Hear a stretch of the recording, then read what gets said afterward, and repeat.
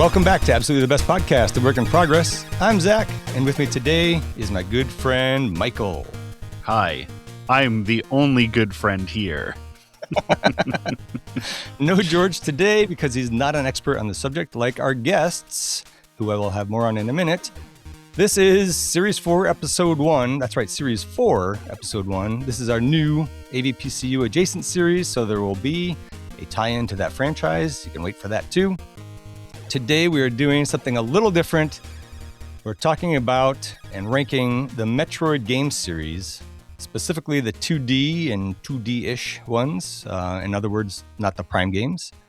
But if you stick around for the after show, some of us will also be ranking the Prime games. We generally won't have a ranking system for movies in Series 4. However, we will be ranking all the games that we discussed today. And we do assume that the listener has played the games before, so of course, there will be spoilers. So let's meet our other guests today, or meet our guests today. Listeners already know me and Michael. From the Nerds of Broadcast podcast, we have both hosts. We have Miss Phoebe Stanton, the Let's Play Print. God, I can never do that. You got this. Miss Phoebe Stanton, the Let's Play Princess, and Teacher Bloke 84. Is it 84 or 85? I meant to check 85. that. 85. Sorry, buddy. Teacher Bloke 85, a.k.a. TeeBee. Phoebe, welcome back, and TeeBee, welcome. Hi. Hello. And from A Gamer Looks at 40, we have Mr. Bill Tucker. Hey, how are you? Thanks for having me. Yeah, thanks for taking a break from talking about Final Fantasy. Yeah, I'm about done. No, Metroid. it's over. It's done. No more Final All Fantasy right. talk. Yay, I We're don't believe officially- you. I don't believe you, but I believe me because I'm done. That's enough. all right. I'm tapped out. I'm done too. Yay! I can Start listening again. I can listen to A Gamer Looks at 40 again. Yay! I've been downloading still, but I can't do Final Fantasy. I'm I sorry, understand buddy. it. I get it. It was a fool's errand, I think, to try to go through all the Final Fantasy games, and I didn't do it. So I admire. Well, you can always go back to it, and I admire Exactly. your persistence. So Kingdom Hearts next, right? I'm out. Stop speaking that into existence, Phoebe. So for those of you who can count, that's right. We have a 5-way going today. Every hole will be filled. Every appendage will be used.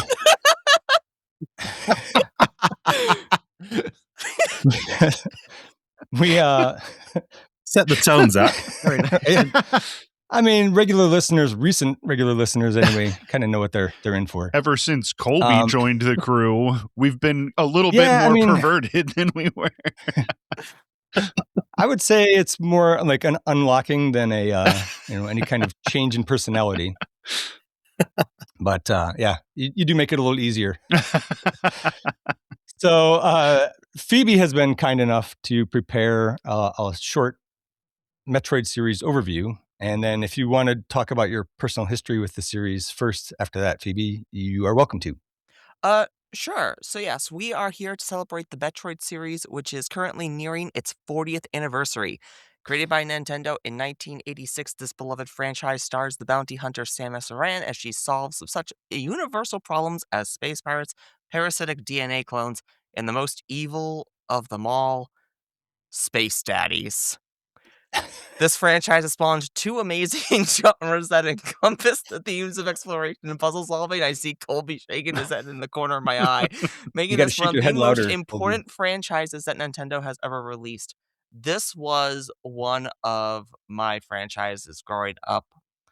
We had a Super Nintendo. That was my very first ever console, and Super Metroid became one of my most beloved games on that console.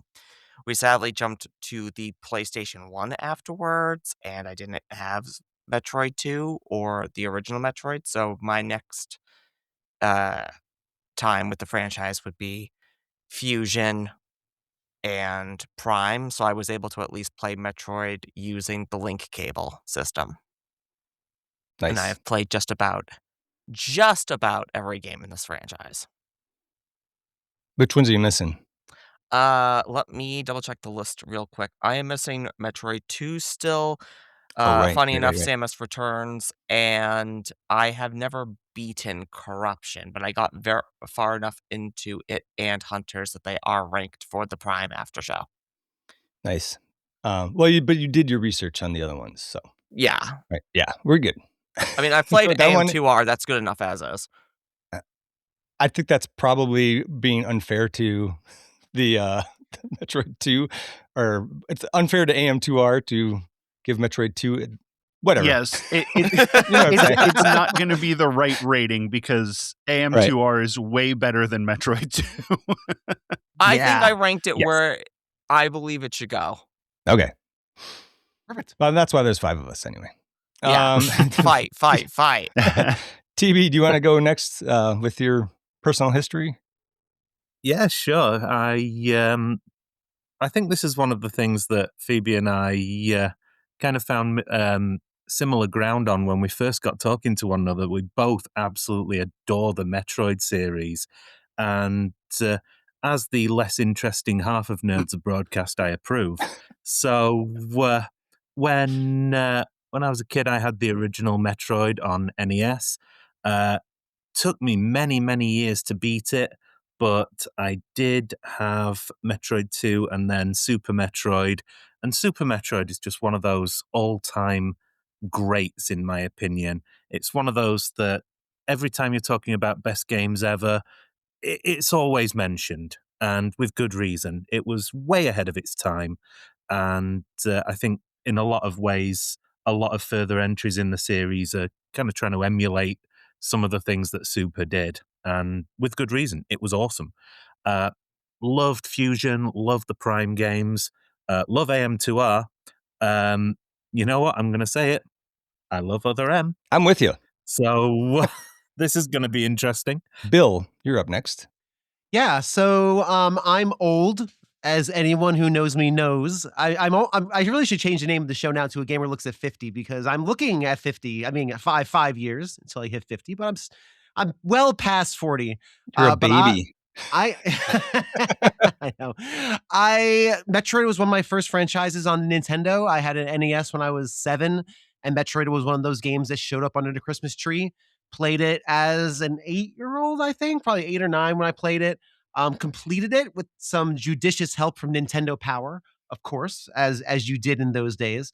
The maps were crucial in that game. And I was just a fan ever since. We're going to talk about the individual games as we move forward, but Metroid is one of my favorite franchises. If I had to pick like a top 3 franchises, Metroid has to be included in that. And I've played every game in the franchise except for Other M, because I heard it was bad. But I've done some research on it, and I can confirm it doesn't look very good based on what I've seen and researched. But I also don't want to base. I am going to play Other M at some point. That will happen at some point in my life. I don't want to base my opinion on playthroughs and such. But every other game in the franchise I have played multiple times. So Metroid is a pillar for me. So I'm really stoked to be here on absolutely the best podcast to talk about it. Okay, we're skipping Michael. Wow. Go ahead, Colby. No, this the Metroid franchise is, I hold very few things in video gaming as sacred. I'm not a fan of Nintendo. I was in the NES, but then I was pretty much done with Nintendo after the NES. I went to Genesis, I went to PlayStation. I bought Nintendo consoles when there was a Metroid game on them so that I could play Metroid games. And that was it. I don't care about Mario. I don't care about Zelda. I care about WarioWare and Metroid. And that's it. I think Metroid is not only probably my favorite series of all time, but probably the most important series in video games. Like, you don't get a whole genre of games named after you if you're not like crazy important. Like, you don't have many, like maybe Doom clones, but that's it. And then it's Metroidvanias. And the Metroid don't even part, call them Doom clones anymore. Yeah, the Metroid part of it came so like the Metroid part of Metroidvanias was there from the first Metroid. and we're going to talk about the first Yep. Metroid. I'm higher on the first Metroid than I think a lot of people are. But yeah, I don't think there's been a more important series in video games than Metroid. I would like to petition to change it from Metroidvanias to Metroid likes. Yes. Yeah, Because the Vania Yeah. added itself into it. with Vania Symphony. did Yeah. add itself, and I love those Castlevania games. But every time I play Nothing them, wrong with I'm them.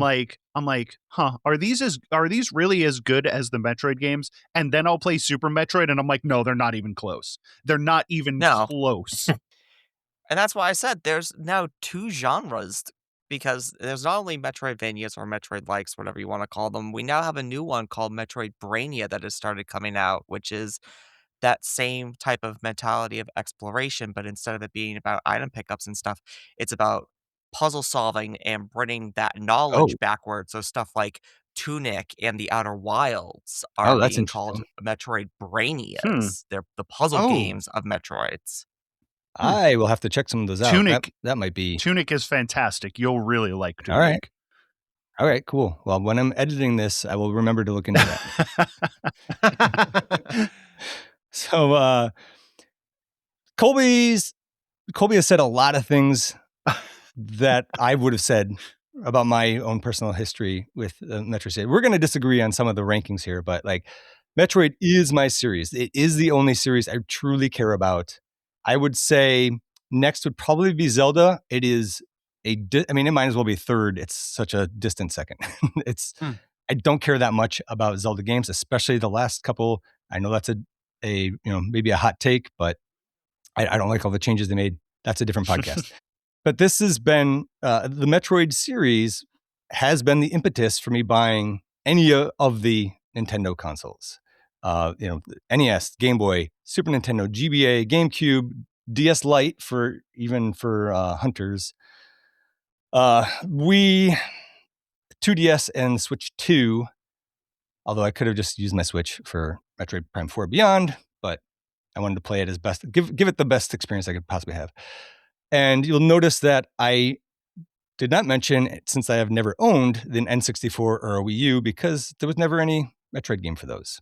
So I didn't have any reason to buy those. I've played plenty of other games on those systems, but I don't know if I would have bought them if it weren't for the Metroid series. So with the exception of Federation Force, which in my opinion, not a real Metroid game, you don't play as Samus. It's a Metroid game by name only.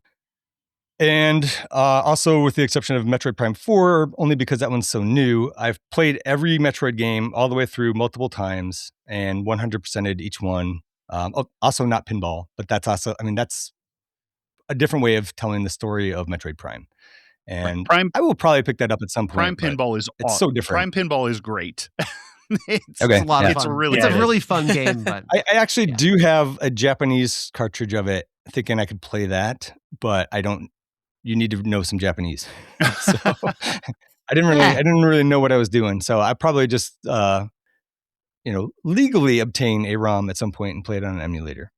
My most recent playthroughs on these were within the last 4 or 5 years. I wish I could be like you guys, or some of you anyway, and replay all of them once a year. I just don't have the time for that. But after Dread came out, my kid was interested in me watching Dread, and then I started playing all the other ones for him. Kind of, cheesed it with like Metroid 2, where I was just like, oh, I have my old save state, or my old save on my cartridge still. It still worked. Wow. And just like, well, here's the end, right? And then, the only one I haven't replayed recently is Other M, because I just didn't have the Wii hooked up. So I guess, but I did play Prime 3. Maybe I don't have my copy of Other M. I don't know. That's another story for another time. So we're calling this AVPCU adjacent. It's our Series 4 because the series, particularly the very first game anyways, which the rest of them follow suit on, was inspired by Alien. You have the dark atmosphere, the isolation, which, God, I wish that they would embrace the isolation more in the newer games. But you have the female protagonist. I don't know why this didn't occur to me until recently to look into it, but Ridley, the character of Ridley, named after director Ridley Scott, who directed Alien.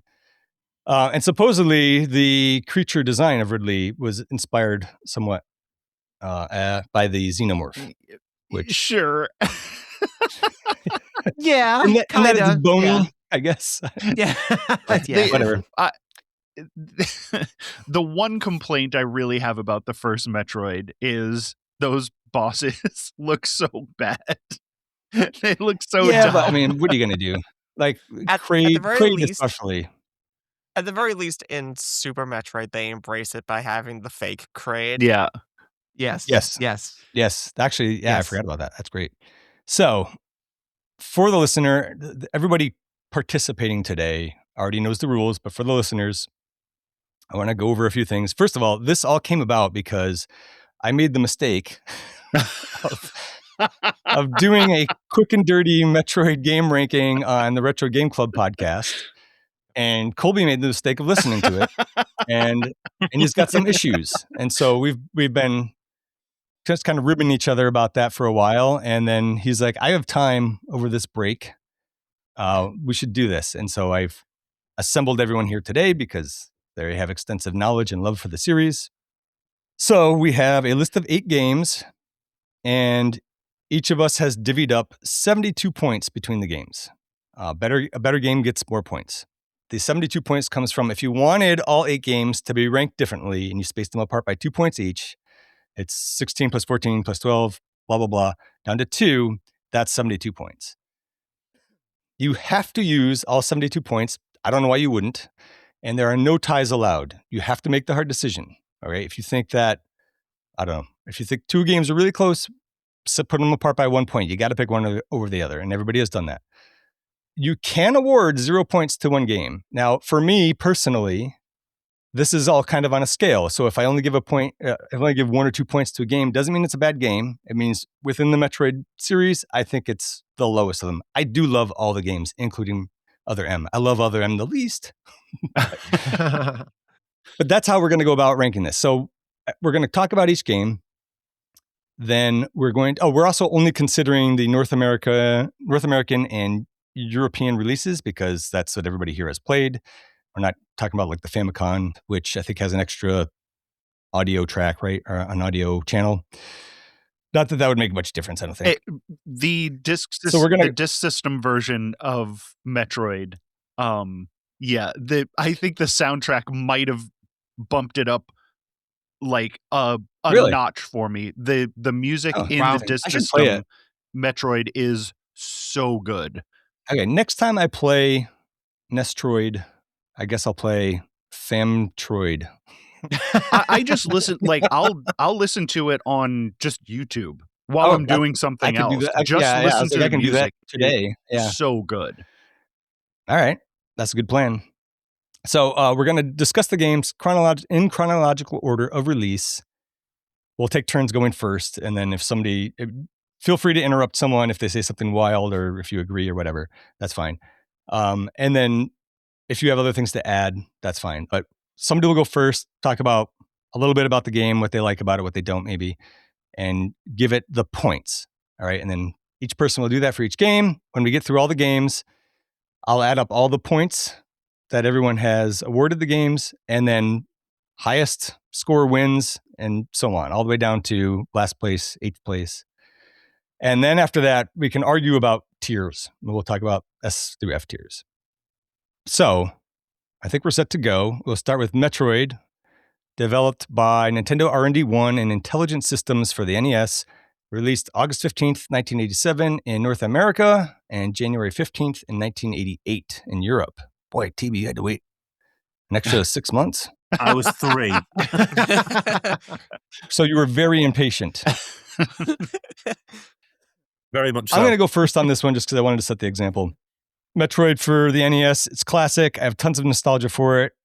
The game sets the tone with the dark isolation. It's the origin of pretty much many of the things that we have in the Metroid series, like the Morph Ball. That's like the very first thing you have to get. That's incredible game design. You don't have to have somebody telling you what to do. You don't read it in the manual. You just figure it out. And also, I think it's funny that the whole reason that came about and is still in the series today is because they couldn't figure out how to make a good crawl animation. So they're like, what if she turns into a ball? And that's, everybody's like, how did she turn into a ball? Doesn't matter. It's cool. It's the first game that I knew of and played that had multiple endings. I would say what is a detractor for me is like nowadays you could really use a map, which is Colby's favorite thing. And if it had fast travel, I think that would be helpful too. I personally think that this is my number 5 in the rank, and I give it 7 points. All right. So, like I said, I played this actually on the GameCube using the link cable with Metroid Fusion. So this would be when I was about somewhere in the 10 to 12 range of age. I do think this game still looks beautiful. Not needing a tutorial or anything to guide you, I understood everything completely. But that being said, a lot of the areas, like hallways and stuff, can look very samey. I do understand that's because of the limitations of the NES at the time. It would have helped, like you said, Zach, with a map, but again, that would have been with the limitations at the time.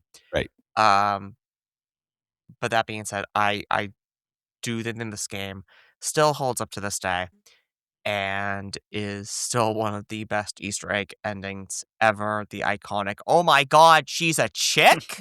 Metroid's a girl? Metroid's a girl! And I think everybody knows Justin Bailey, hyphens all around. That's just imprinted in every Metroid fan's brain.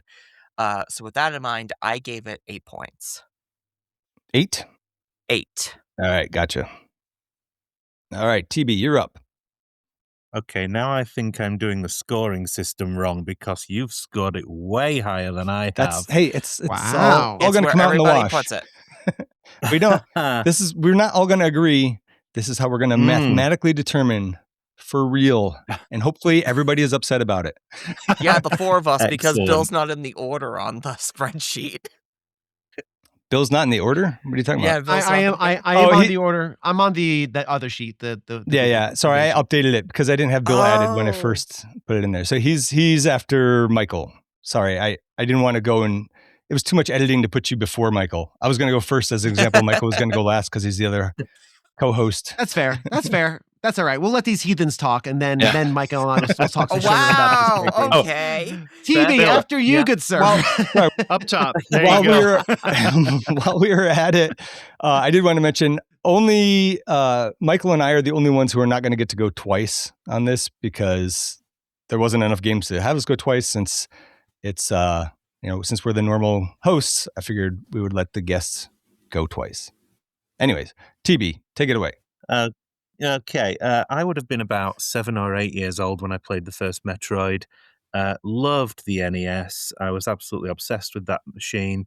And when I played Metroid, I must point out that over here in the UK, we don't have Nintendo Power. Oh. That was never a thing. We had lots of unofficial Nintendo magazines with, put in Justin Bailey for a little bit of a cheat code.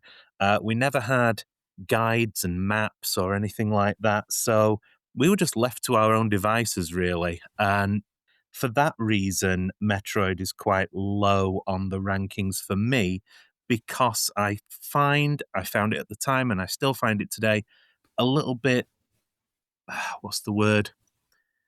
Unfriendly in a lot of ways, unapproachable, I think, because in the instruction manual, it kind of gives you a mini guide for the first area, which you don't need. And then it just basically says, okay, now you're on your own. And to be on your own in that world where you've got to bomb every single pixel to see if there's a hidden area, for that reason alone, I find it a little bit unapproachable at times. Magnificent game, but in the grand scheme of things, it laid the bedrock for what was to come. But as an individual game by itself, would I recommend other games in the series before it? Absolutely. So for that reason alone, I'm really, really sorry, Metroid, but I've given 3 points. But you already told me that you loved it, so that's okay. You can give it. I do love it. You can love it and give it 0 points. That's all right because this is just Metroid. I'm not giving it 0. I'm not giving anything 0. I'm saying this is just Metroid games. There's no bad scores here, except for Colby's because I know he's going to give 1 bad score. All right, Colby, you're up for Metroid. Okay. I am not as old as Zach, but older than Bill. So I was around for the Atari 2600 times. And the first game that I remember loving was Adventure. It was the first thing that really like gave me a sense of like as a child being able to explore this like huge world and like do different stuff. And the next game that gave that to me was the first Metroid. Like the first Metroid, and it's, you know, the lack of a map, the lack of fast travel, I think helps the first Metroid. I am a fan of a good map in a Metroidvania, but when you have a small map like the original Metroid or Carrion, I don't think you need the map. I think that the lack of a map and making you discover what's going on in the world helps the game. I think the unfriendliness also helps this game. I want to interject real quick. I agree with you in 1987. Today, I disagree because if somebody were to try to get into it now, I think that they would give up so quickly on it. I think I would also like to disagree on this specifically because Carrion, if you're just following the story and don't go for 100%, is a pretty linear at point game. And so it doesn't need a map because it is practically a straight line at points. No, you're agreeing with Colby there. Oh. She specifically mentioned Carrion because that's how Colby and I know each other, actually. Yeah. Because we were on the Carrion episode of Games My Mom Found, and I was like, it needs a map. And he's like, it does not need a map. It doesn't need a map. It was the joke back and forth the whole time. And look at us now. But yeah. Look at you now. I think... Yeah. Sorry, continue. I think the first Metroid, I think the enemy design of like regular enemies, the music, the atmosphere, everything so far surpassed everything else on the Nintendo Entertainment System. Yeah. It's ridiculous. That being said, the amount of points I gave it is probably low, but also there are several games that I think do what Metroid did better, but not just because it lays the groundwork, but I think Metroid is an incredible game on its own. If it was the only one that ever existed, I would be like, Metroid, one of the best games ever. But I gave it 10 points. All right. High score so far. And Bill. All right, strap in, kids, because we're about to go on a little ride into 1986. I get to tell my Metroid story. Metroid, I guess I said in the open, was one of the first games I played to completion. And when I was doing these rankings, I really tried to let nostalgia by the wayside. Especially remarkable considering my entire podcast is nothing but nostalgia. It really is. I imbibe in this drug very, very often. And I recognize how dangerous it is, especially when you're doing critical analysis. So I really tried to take nostalgia out of it. But when I was 8 years old, and one day I had played Metroid and played it. And then one day I said, it was a rainy day, and I'm like, you know what? I'm finishing this game today. I started it around like 10 o'clock in the morning, and I played that thing till completion. I think it was 7 or 8 hours later. It was dark out. It wasn't 9 minutes. It was not 9 minutes. No. Oh no. Because again, I had the Nintendo Power, but that I didn't have all the maps. Nintendo Power never released like a strategy guide for this when they were doing their strategy guide. So a lot of this was bouncing around. And I remember when I was done with the game, I completed it, ending, hooray. I was so shook. I thought like Ridley was underneath the stairs of our basement. Like I was walking upstairs terrified.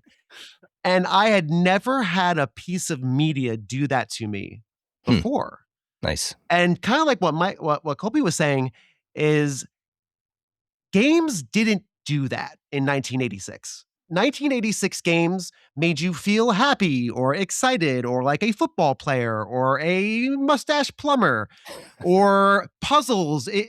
But no game no game really no game really captured that feeling up until probably Super Metroid of being alone on a planet and just being immersed in this dread, in this absolute, complete, and total dread.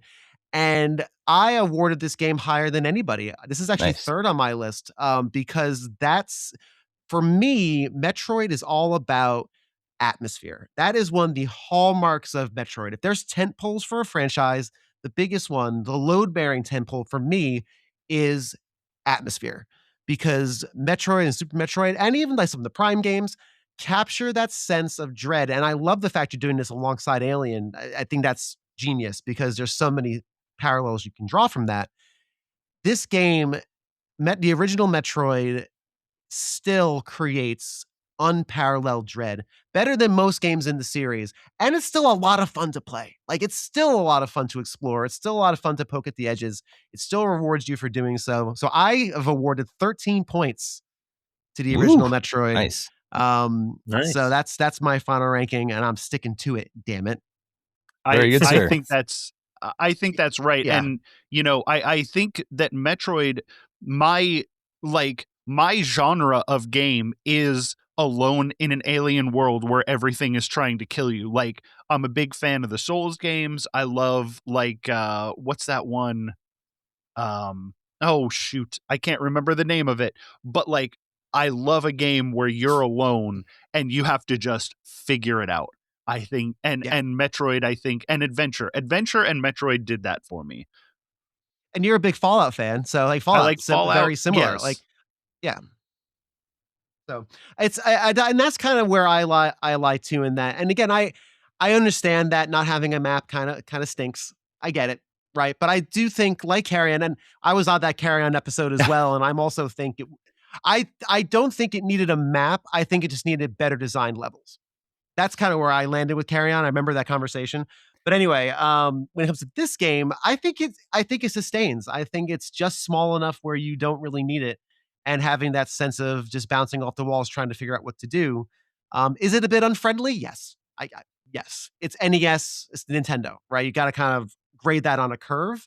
But as far as just what Metroid means to me, it's third on my list with 13 points.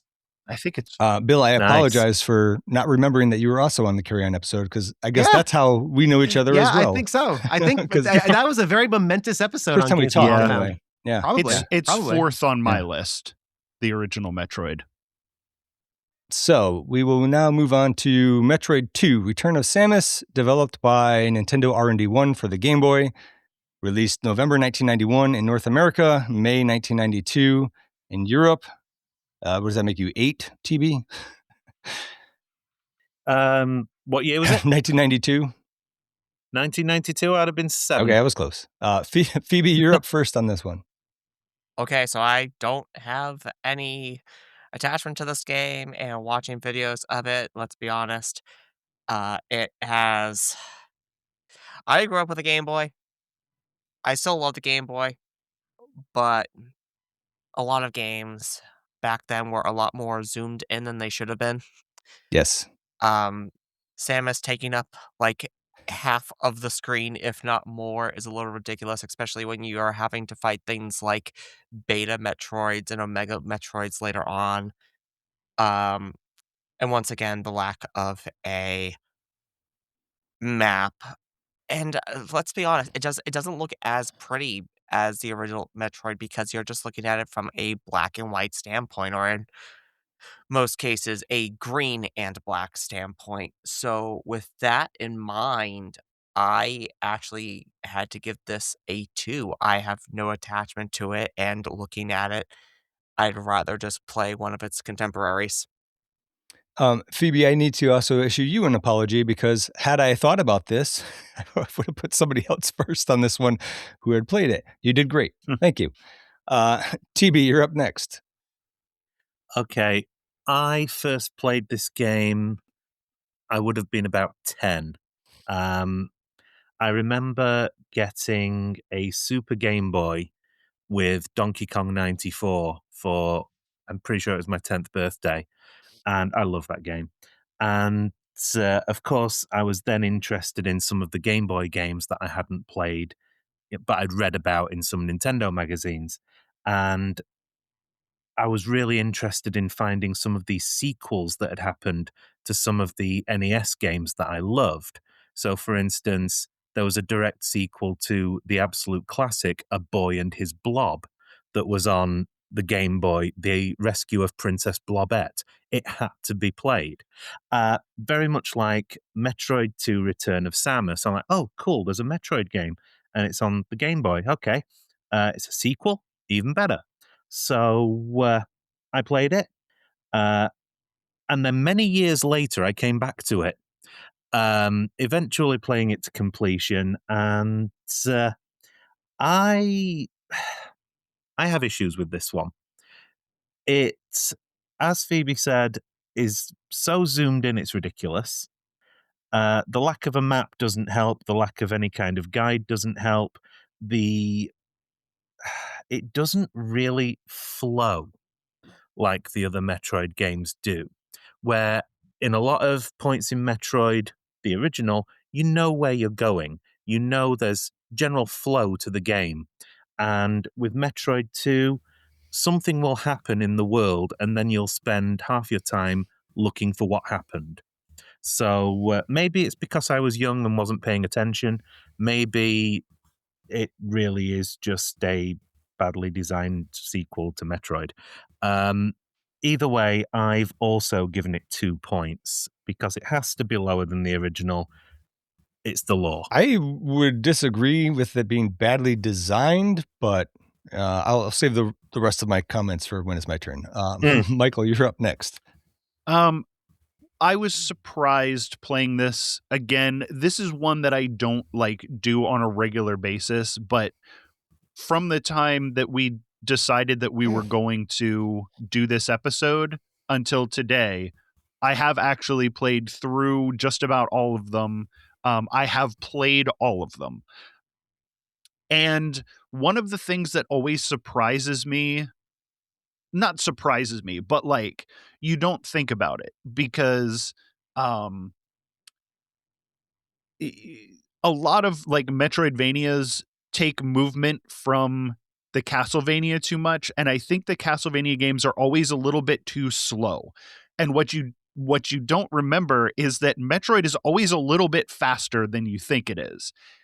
And that includes Metroid 2 The Return of Samus. I think for a Game Boy game, I think I disagree with Phoebe. I think Samus looks incredible in this game. I think the look of the world, it is too zoomed in, but it's also more linear than the rest of them. It introduces a lot of things that are going to be staples of the Metroid series. And for a Game Boy game, you're holding that big fat Game Boy in your hand, and you're used to things moving very slow and being pretty ugly. So when you're playing this, you're like, I can't believe that I'm playing this handheld, because this is, in the 90s. And it again, just like the original Metroid, nothing else on the Game Boy looked or played like this. All that said, it is one of the lesser Metroid games. And I have given it 4 points. I did want to add one thing to what you were talking about with the design. One thing for me that I don't have my other notes. I appreciate that they went with the dark backgrounds, because it's an LCD screen. You're using a lot of power to darken that, and I think if they had done a light background for all those caverns, I don't think it would have worked. Not nearly as well, anyway.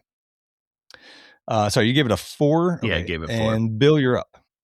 Yeah, so this is a game I didn't play upon release. I had a Game Boy, but by the time 1991 rolled around, the Game Boy was mainly my brother's. my brother's thing. So I didn't have as many Game Boy games as he did. We were very good about sharing. We were big as like, we never had like, oh, this is my game, you can't play it. This is your game. We very much so agreed we are going to get all the games we can get collectively and play them together, right? That was a thing for us. But I never owned this. I only played this for the first time probably when it was released on the 3DS 3DS shop. I think when they started releasing those classic games, it's probably the first time I played it. And I've played it a number of times since. I agree with everybody's sentiments. I think it's an admirable game. This is a game that's, I think, very impressive for what it tried to do in the time period it was.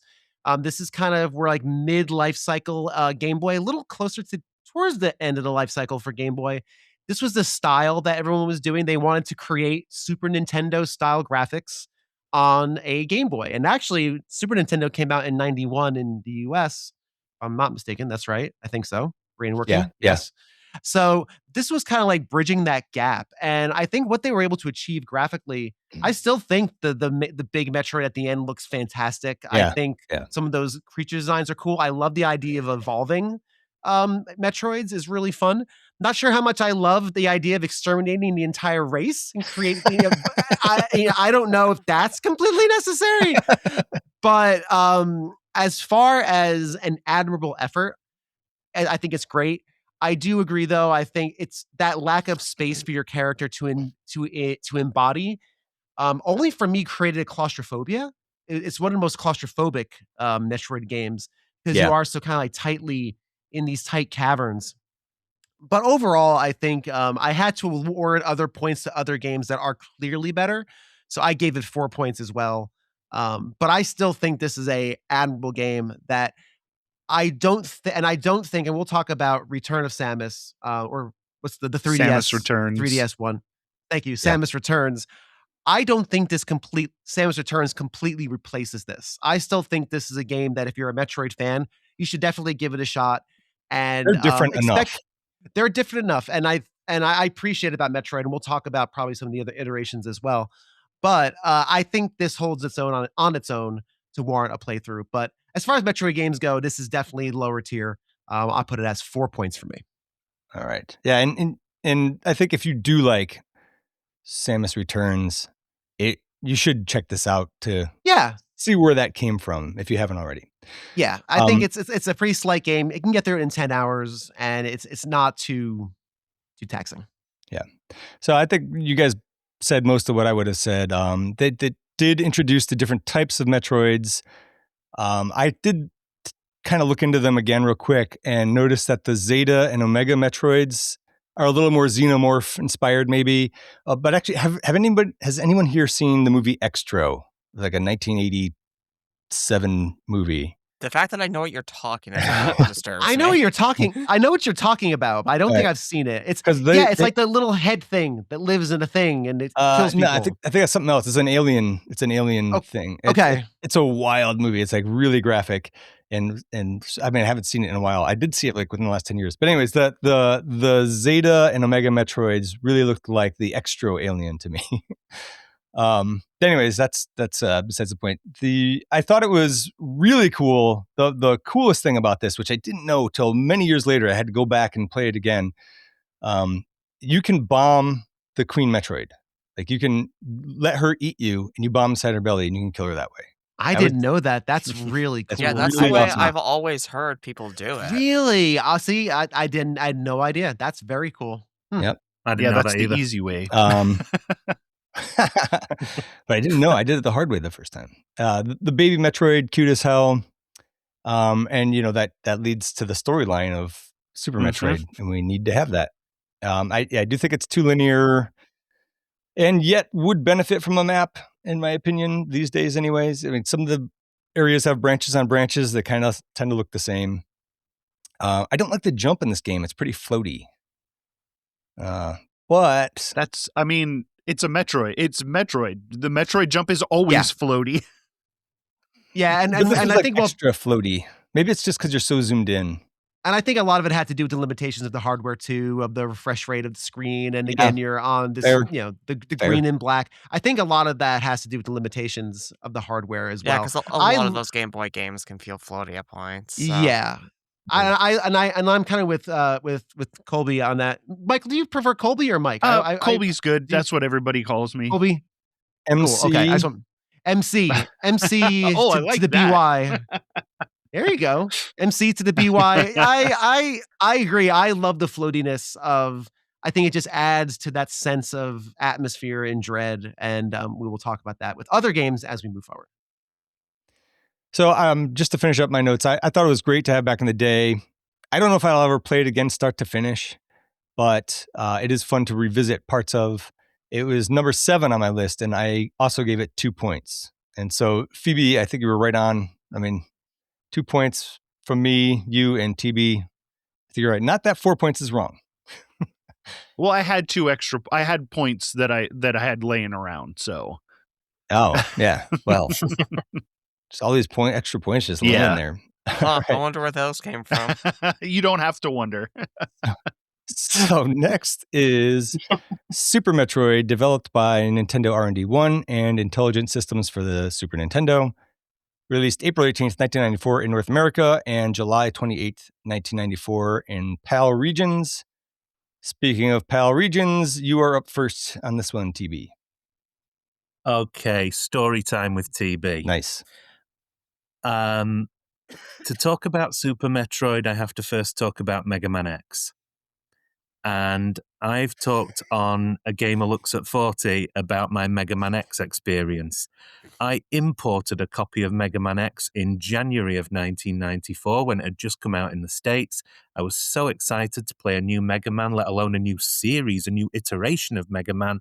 And then this copy of Mega Man X wouldn't let me progress past the tutorial level. It just kept kicking me back to the title screen. Whether that was a glitched copy or whether that was some kind of anti-piracy kind of thing, I don't know. But I took it back to the shop and I said, look, this copy of Mega Man X is just not playing fair. You know, I don't think I'm supposed to be able to beat this guy at the end of the tutorial level, but I keep trying to beat him and I can't. And they said, oh, it's probably a skill issue. I'm like, no, I don't think it is. So anyway, they took it, they had a go, and they said, yeah, there's something wrong there.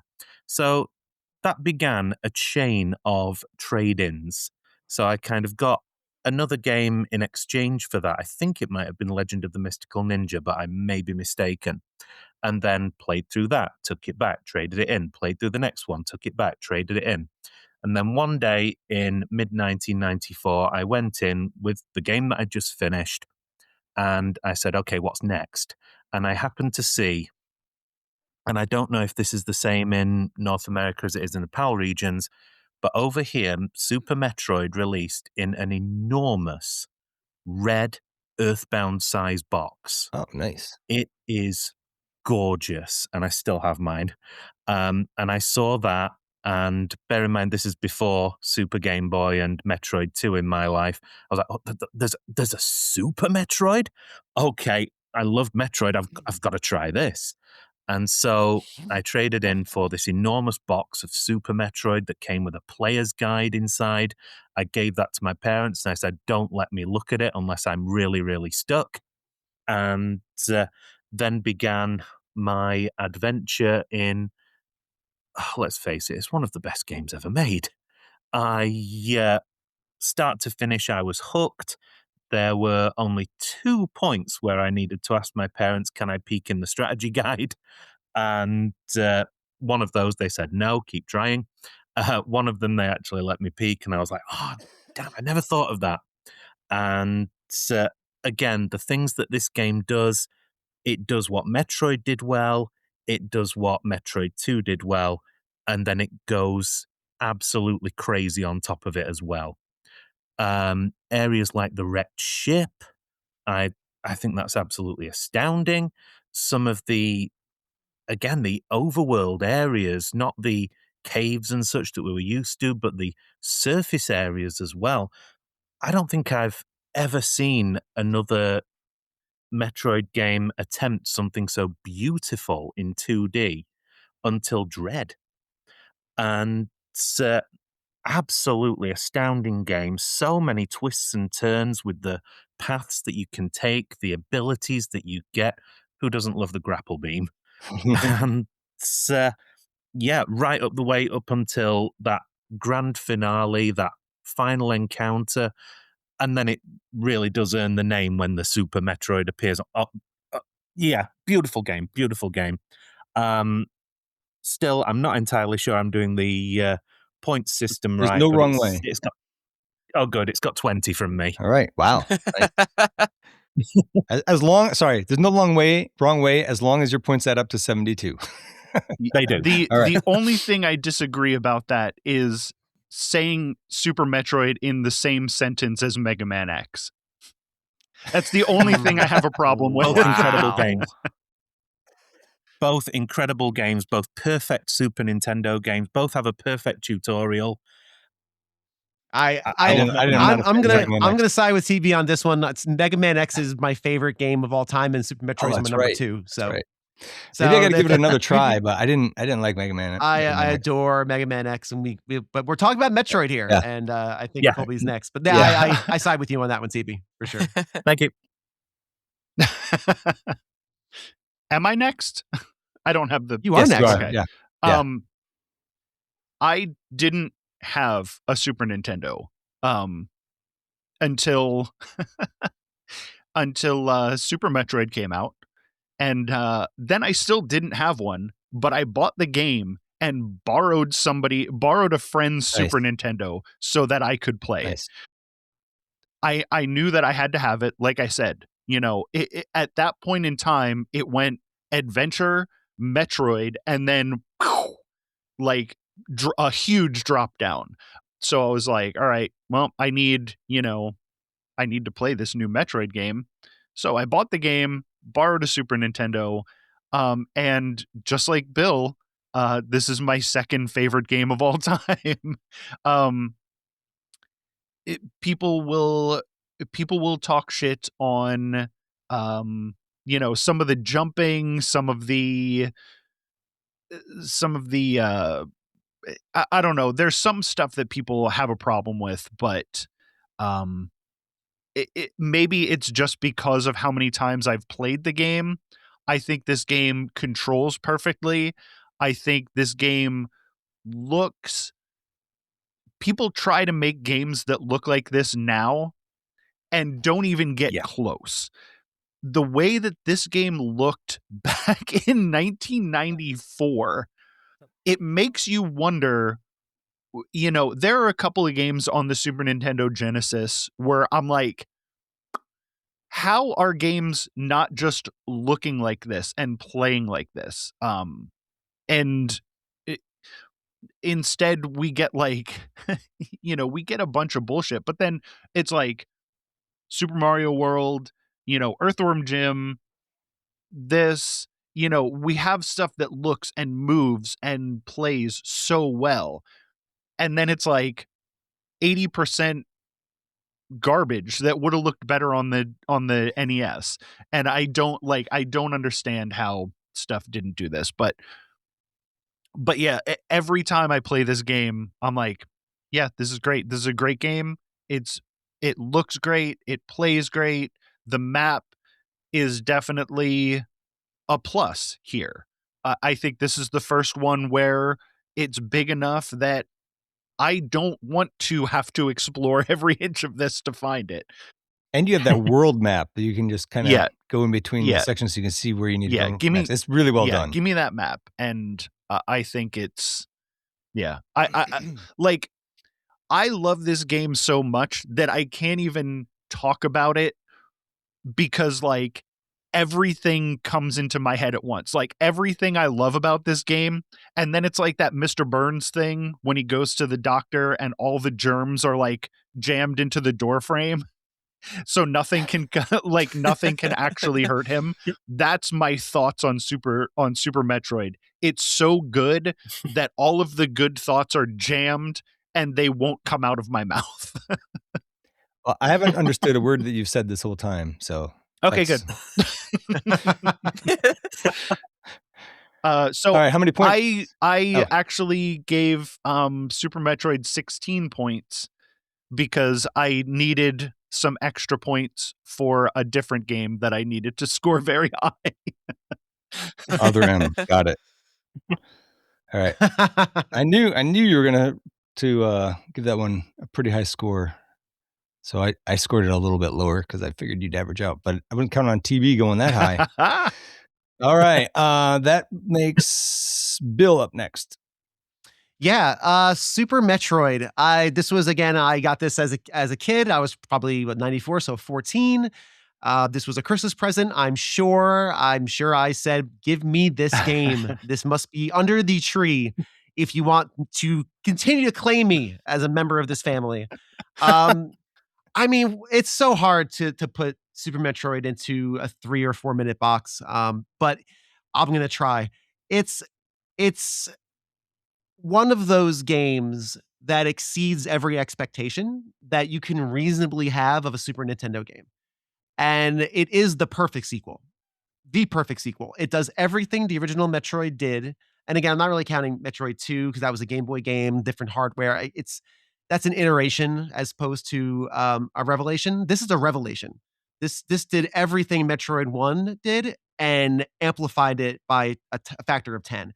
This is not I think it's a perfect game in its execution. There are some rough edges though. I mean, let's be honest, the boss of the wrecked ship, not terribly fun. There are some rough edges when we get to wandering around Meridia, and that gets a little wanky when you kind of going up and down the different. A lot of people forget a lot of the middle part of Super Metroid is a bit bloated and tricky. But as my favorite part. Is it? That's crazy. Yeah. But as an experience, as a example of what Metroid does well, it is the high watermark, and no Metroid game has, in my opinion, come close to striking that perfect balance between everything Metroid is meant to be. And while I always try to not, what's the word I'm looking for? I try not to put there are certain stakes that come with being part of a franchise. There's expectations, and there's nothing you can do about that. Sorry. If you're a RoboCop movie, there's certain things that you have to have in a RoboCop movie. You must have a RoboCop. I'm sorry. You can't have a RoboCop movie and have it be a romantic comedy. Like, that's not what RoboCop is, right?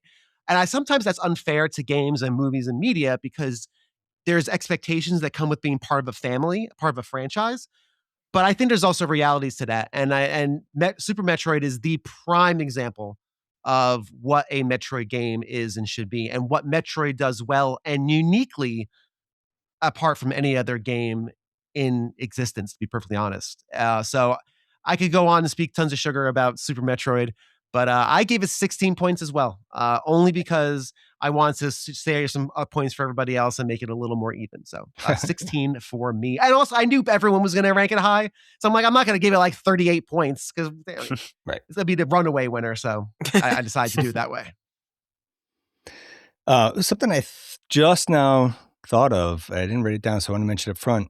It's kind of odd that in Super Metroid, the only Metroids are the regular Metroids. They didn't have any Alpha, Gamma, whatever, Omega Metroids in that one. They saved that for Fusion, I guess, where you have an Omega, right? So for me, this game, and I already kind of mentioned that I've played everything upon release. I do remember being blown away by that ending, like that when the baby Metroid comes in and saves you. That's incredible. So A++++ story. It does not get better than that.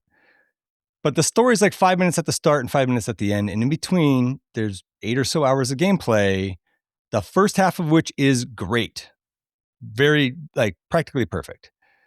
Things progress in a sensible manner. The stage layouts are such that it's clear where you need to go and what you need to do next. I do hate the run button. Like, we don't need a run button. That was a bad... It's not Super Mario Brothers, right? And there's a reason it never made that the run button never made it to other Metroid games. I think they realized that mistake. But before we move off Super Metroid, how many of us can bomb jump? I can. I presume all of us. Yeah. I was gonna say, as Easily. a kid that sat in front of a dial TV playing this, I learned the bomb jump a lot faster than I learned to wall jump out of that cavern. I'm a wall jumping champ. I don't know what I know what you fools are worried about. No, I ball jumped out of that chasm. That's one of my dings on this. The wall jump in this does not work well. But I don't like the Ghost Pirate ship area. There's parts of Norfair and most of Meridia where it's not all clear how to get to your next objective, and your forward progress is inhibited by frustrating platforming and booby traps, basically, especially in Meridia. Skill issue. Get Until sucked you into get the those gravity sand suit. bombing pits, a glass bitch. tube. Until you get the gravity suit, and then it's okay. But speaking of Meridia, that Dragon fight is so cool. Like, if you guys know the trick, right? Where Yeah, yeah. there's like yeah, three right. separate tricks. You can speed booster into him. You can do the grapple hook. I've never been able to do that one, but the one where you just let Dragon grab you and then you grapple lasso or whatever it's called, you grapple beam grapple into beam? the the busted turrets that you electronics, shoot off. and you Yeah, both get absolutely. electrocuted. But if you have more health, you're gonna live. I thought that was I really love that. cool. So inspired. It's inspired. Yeah. You guys know David Jaffe, right? Where he complained Yeah. about Metroid. Yes. So I have a David Jaffe style gripe about Super Metroid. I think mine's a little more justified. The game doesn't play by its own rules. In Norfair, after the Torizo fight, you can't backtrack, and then you're expected to find this hidden pathway at the top of some column, and it doesn't show up when you use your X-ray visor. So it just looks blocked, and you can just walk right through it. And I can't tell you how pissed I was. I was like trying to figure out, where am I supposed to go? And I finally looked it up. I was like, oh, you just walk through it. And there are a couple of creatures walking around, but there's like one on the ceiling and one on the bottom. So you really need to be paying attention to the timing to see that there's one walking right through that wall. But man, it's such a cheap design thing, and that just really pisses me off. That's my biggest gripe about this game. Genuinely don't remember that, but the one bit that I did have to look in the strategy guide for was power bombing the glass tube in Oh, Meridia. okay. I did not That's a good think example of to that. do that. I as soon as I saw that, I was like, that's going to break later. Oh yeah, you definitely know had it's no gonna idea. break, but I didn't. I didn't either. I didn't either. That was one of those where I think I had to look it up or playground knowledge or playground, like high school knowledge around a locker kind of thing. Like, oh, did you know you could do that? Oh yeah, I didn't know that.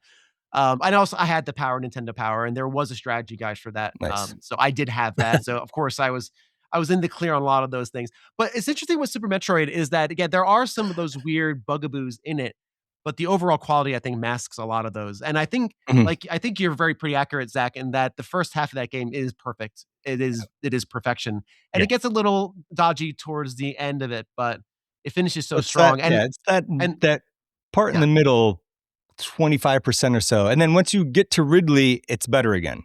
Yeah. So it's not like you're being punished the whole time. Yeah. So, I think it would also benefit from fast travel or some kind of shortcut, because you have to do a lot of backtracking in some places, but it's not that bad. And I want a remake of this in the Dread engine. If they remade this and fixed that one little misdirect, that would be an 11 out of 10 for me. I say no, and we're going to talk about Dread probably at this rate in about 3 hours. Yeah. But okay. Right. I'm going to hurry up. Yeah. So this one easily the best storyline in the series, but we aren't ranking story. We're ranking the whole game. And there's some real bullshit you got to get through for the great story. This is my number 3, and I give it 11 points. Oof. Well, I knew everybody else was going to rank it so high. So yeah, I respect that. I totally get that. Yeah, number 3. It's a close number 3. All right, Phoebe's next. Everybody pretty much said my stances on this. It's a damn near perfect game, if not a perfect game, for the Super Nintendo era. Things that didn't get brought up. I do love the amount of hidden little secrets that are in here, like the Morph Bomb, Charge Shot combos of things like the X Factor, which speedrunners use to kill Phantoon quickly. The Crystal Flash, which I think is only hinted at in a manga of all things, or in a Nintendo Power comic. There are so many little hidden details that you could easily miss that just add to the lore of who Samus is. And this game has such staying power to this day that it's still run at every Games Done Quick event. It's one of the biggest reasons why they get donations is the donation war of saving or killing the animals at the end of the game. That easily makes $1 million Save the every year Edicums.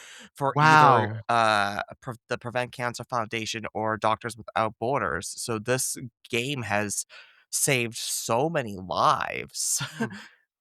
And I just feel like that needs to be acknowledged.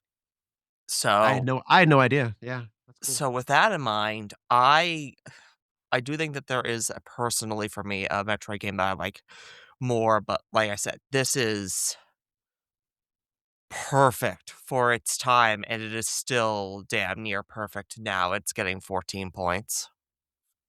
All right. 14. Alrighty. Next game is Metroid Fusion. Developed by Nintendo R&D 1 for the Game Boy Advance, released November 18th, 2002 in North America and November 22nd, 2002 in Europe. Michael, you're up first. I don't have a ton to say about this.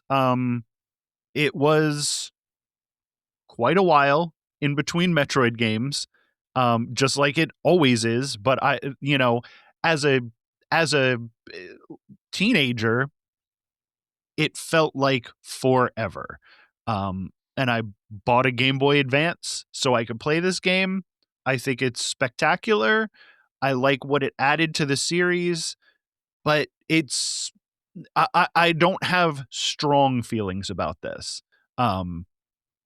It did a lot of stuff that I like. It didn't do anything that I hate. And Okay, hold on. You don't have strong. You are having a middling opinion. No. I really like this game, but there's nothing like either way. Like, it's a great Metroid game. That's it. Okay. So I gave it 8 points. Nice. I think it's the second best game on the Game Boy Advance. So Alrighty, Bill, you're up. Yeah, Metroid Fusion, again, another one. Got it when it came out, had a Game Boy Advance, so of course Metroid Fusion had to be a part of that. This is a game that I have mixed feelings about. This is kind of in the middle of the pack for me.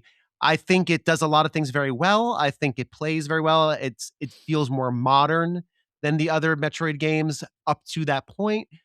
I don't love, though, I'll never be able to get behind Samus Aran taking orders from a superior. And then again, that's it removes this lone wolf feeling for me that I love about Metroid. Kind of like we were saying about earlier in the earlier games where you're just alone on this planet. This taking, and I said, and it's minor because it's minor story stuff. But when it comes to story, and I don't come to Metroid games for story. I know you're going to talk about Prime in the after show, and I don't know why anyone would care about Chozo lore. Why do we care about these dumb pigeons? Whatever. Why? Wow, I don't care. nope, I agree, Bill. Nobody. You're right. Nobody. I'm sorry, Phoebe. If you love Chozo, Phoebe, you're a lore person. I know you're a lore person. I am a story slut, yeah. Yeah, but nobody should care about the Chozo. They're not interesting at all. Anyway, but that's a different story for a different series of games. Except when we There are get to, fights gonna come. it's okay. That's fine. We're still friends. But and the other thing I don't love about Metroid Fusion as well is I don't know why this sticks in my craw, but I don't love the idea that when you defeat a boss, you have to defeat its X virus as well. Because you're at the end of this really tense fight, you've got 5 units of health left, and all of a sudden this floating blob comes at you that you have to now defeat again. Too many times. It was probably 3. But that's 3 too many times. I defeated a boss and then lost to the X blob. And it's like that for some reason is irksome in a game where you have to kind of backtrack your way and get back to where you were. But I think as a horror game, it's great. And I think there's some great horror elements. There's some really good surprises. Your X character, your antagonist, X Salmon version. SAX. I've always said the Saw SX. X. Saw X, thank you. That's exactly right. That's perfect. Really menacing. I really think that was great. If only Dread was that menacing. I think it's a very good game, and I rated it at 10 points on my scale. A perfectly fine, fun Metroid game. Okay, that's me then. And I like this game. It was released the same day, I believe, as Metroid Prime, the first one, and I picked them both up, but I played this one first because I wasn't sold on a first-person Metroid game. I appreciate the creativity at the storyline, especially in setting up the premise, the way that the X parasites infect creatures, kind of loosely reminds me of John Carpenter's The Thing, a little bit there. I like the new take on what is almost a trope at the beginning of most Metroid games, where it's like, whoopsie, Samus lost all of her abilities, which totally fine. I'm happy to have that happen. But, the fusion storyline puts an original spin on it. Bill, you nailed it with the horror aspect. I think this is the first time that it's truly been scary for me, especially the SAX chase scenes. Like those get my adrenaline going. There's the super creepy nightmare boss. That's one of my favorites. There's the zombie researchers, and even the elevator breakdown is kind of a nice little creepy element to it. I appreciate the simplified ammo count here too. You have missile stacking instead of separate regular super and ice missiles. I guess in Super Metroid you only have the two kinds, but here with the ice missiles you would have had three. So it's all one thing. It is a bit linear, and Adam is kind of always telling you what to do. I don't mind that so much. I do prefer it to being hopelessly lost. See my gripe with the middle of Super Metroid, for example. And it's also unclear if Adam can be trusted. So there's that sense of unease.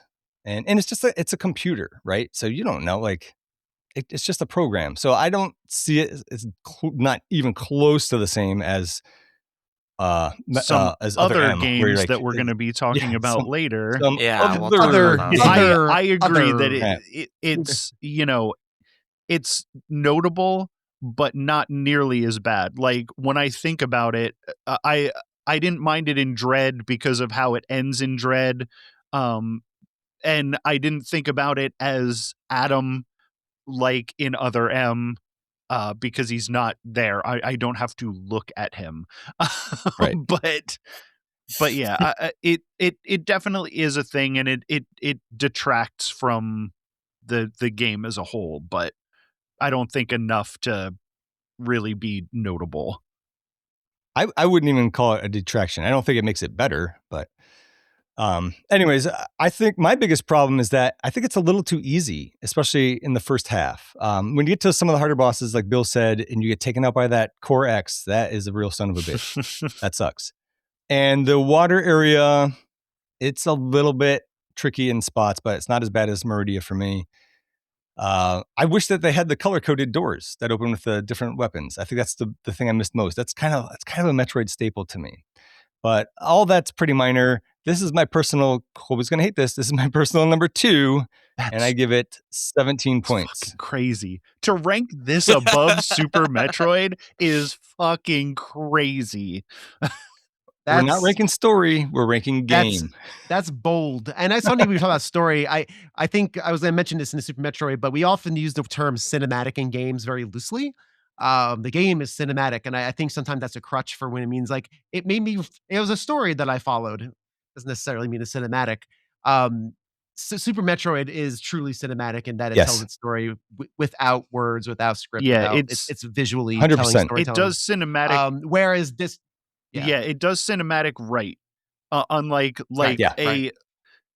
unlike say a Metal Gear, where it's like, oh, it's cinematic because you're watching a movie. Unlike some other Metroid game. Yeah.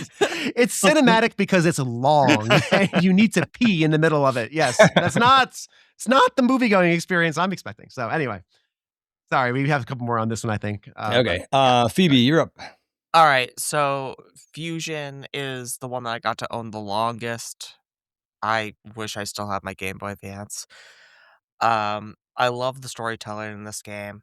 I love its lore implications, finding out that Adam actually is a memory upload or brain upload of your former commanding officer from when you were in the Galactic Federation is such an interesting touch that definitely gives some darker implications to the Galactic Federation, especially since they're always against the space pirates for having a cloning system and trying to clone Metroids.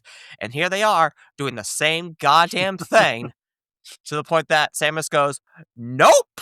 and blows that shit up like it's nobody's business. It would have been nice to have a game after this where you actually fought the Galactic Federation and uh, let up from that, but instead we got Dread, which we'll talk about at the end.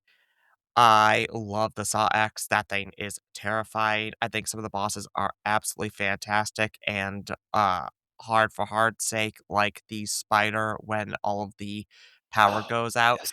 But I honestly think this is the easiest final boss in the franchise.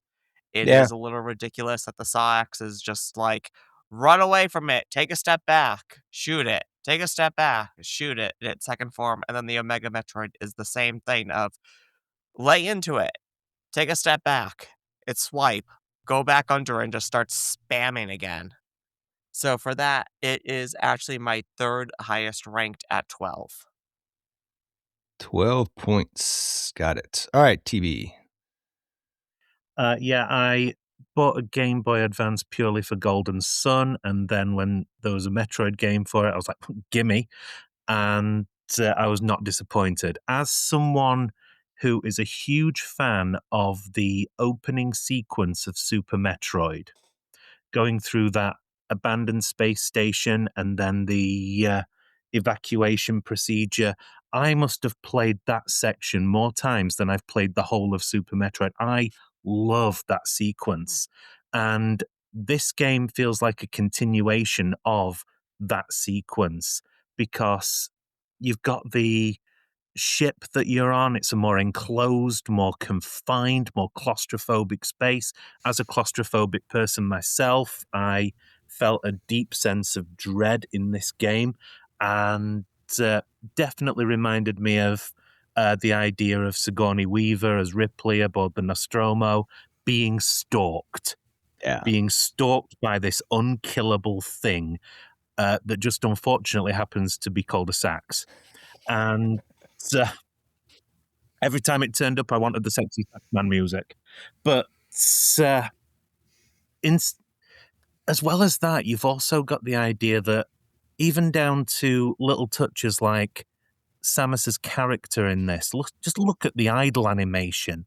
That is someone who is infected, who is dying, who is breathing heavily.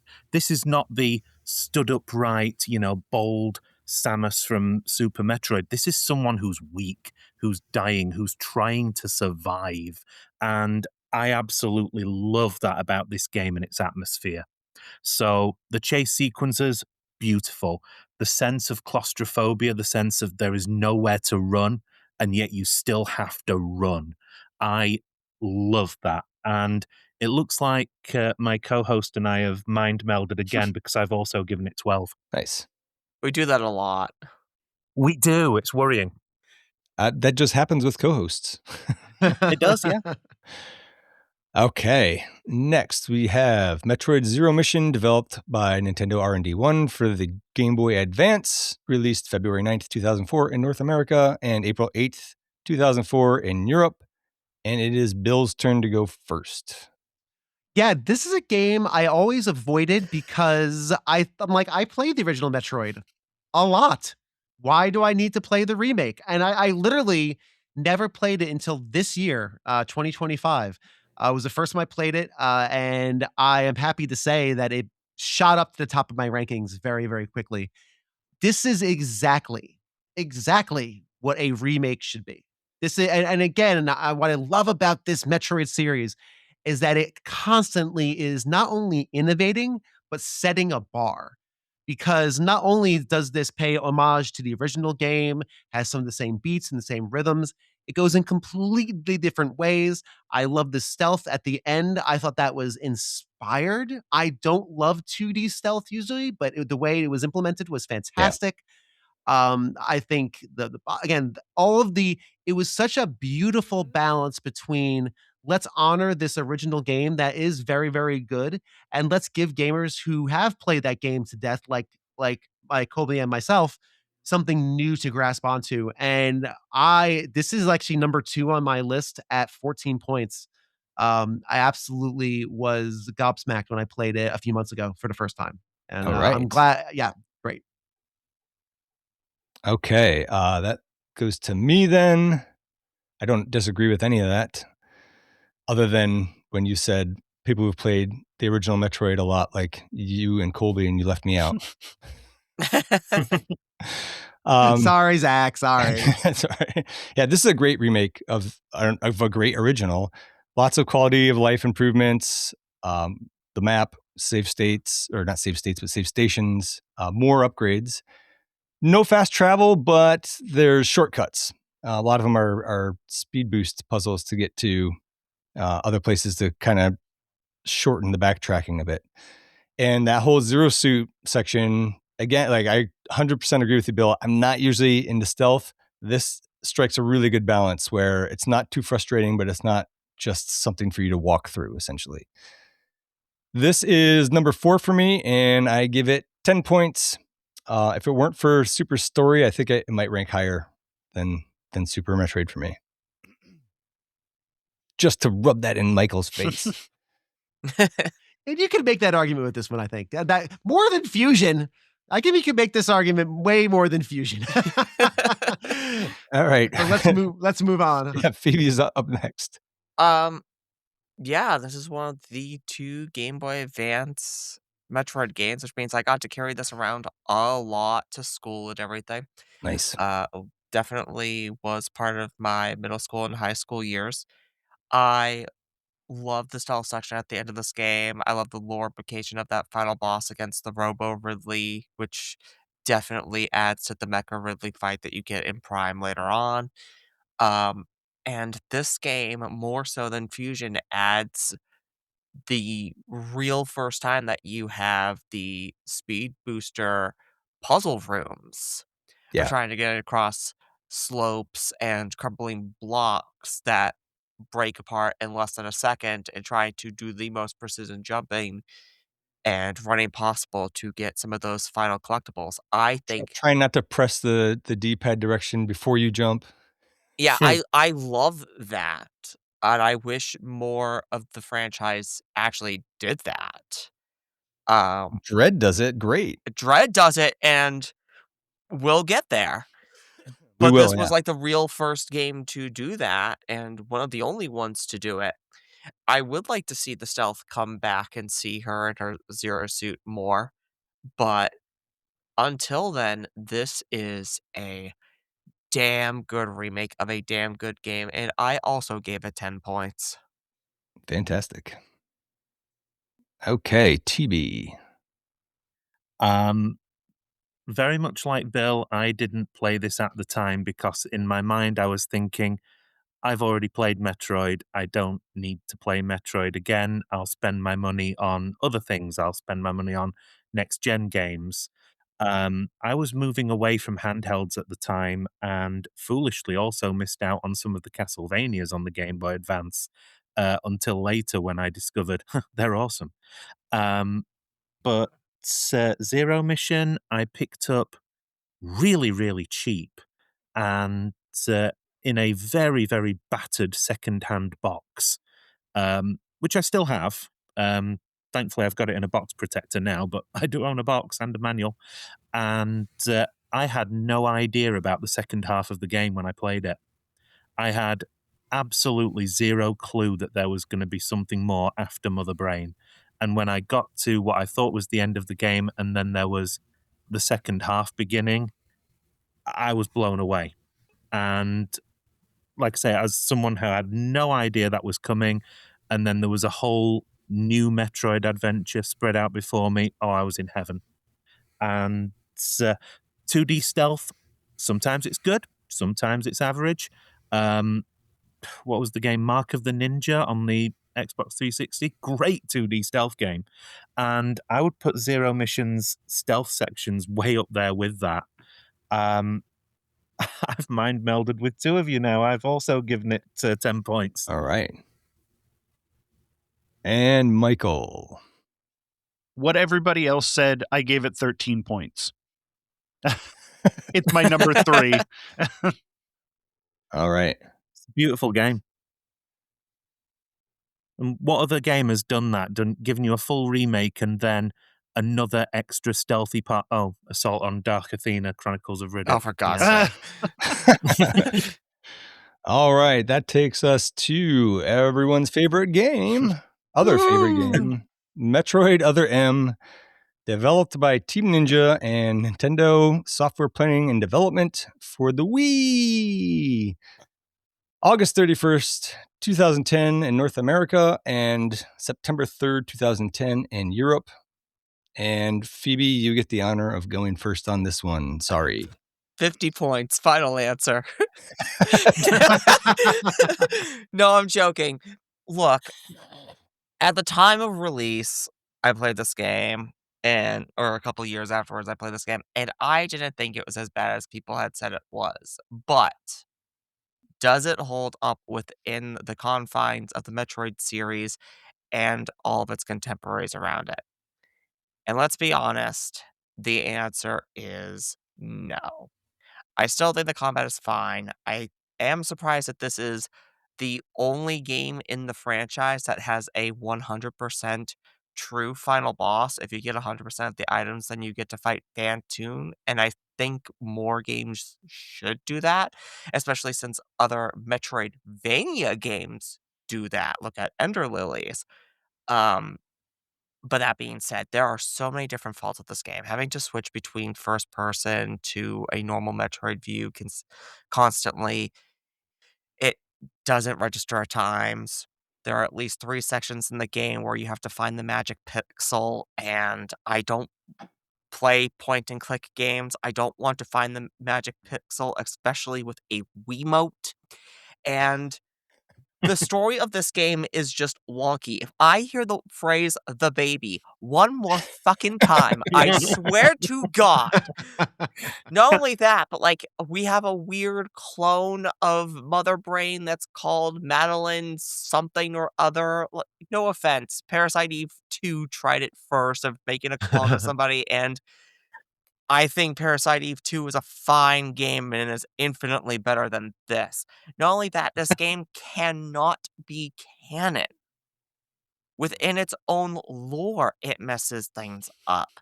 Why is Adam telling her to fight the nightmare and what the nightmare is? And why is she acting like it's the first time she's ever fought a nightmare in Fusion if it's one of the midpoint bosses of this game? So it screws up its own story. It screws up the story of the overarching franchise. It's got too many problems with it, and I'm gonna have to give it 4 points. Wow. I'm actually surprised you gave it that many points. Okay. Let's see. TeeBee, you're up next. What Phoebe said, except I liked it. I think the problems that it has, you're absolutely right. Is it quite playable in its own weird little way? Yeah, I think it is. Despite I can see the Colby head shaking his shakes head. from Mr. Colby there. Yeah. I liked it. I didn't hate it as much as people seem to do. Although I totally agree when it stops you and makes you play I Spy with My Little Eye, it makes me want to lance the Wii Remote through my TV. I am the worst player at I Spy with My Little Eye in the world. Anyone will tell you that. But in terms of what it does it accomplish its goals? No.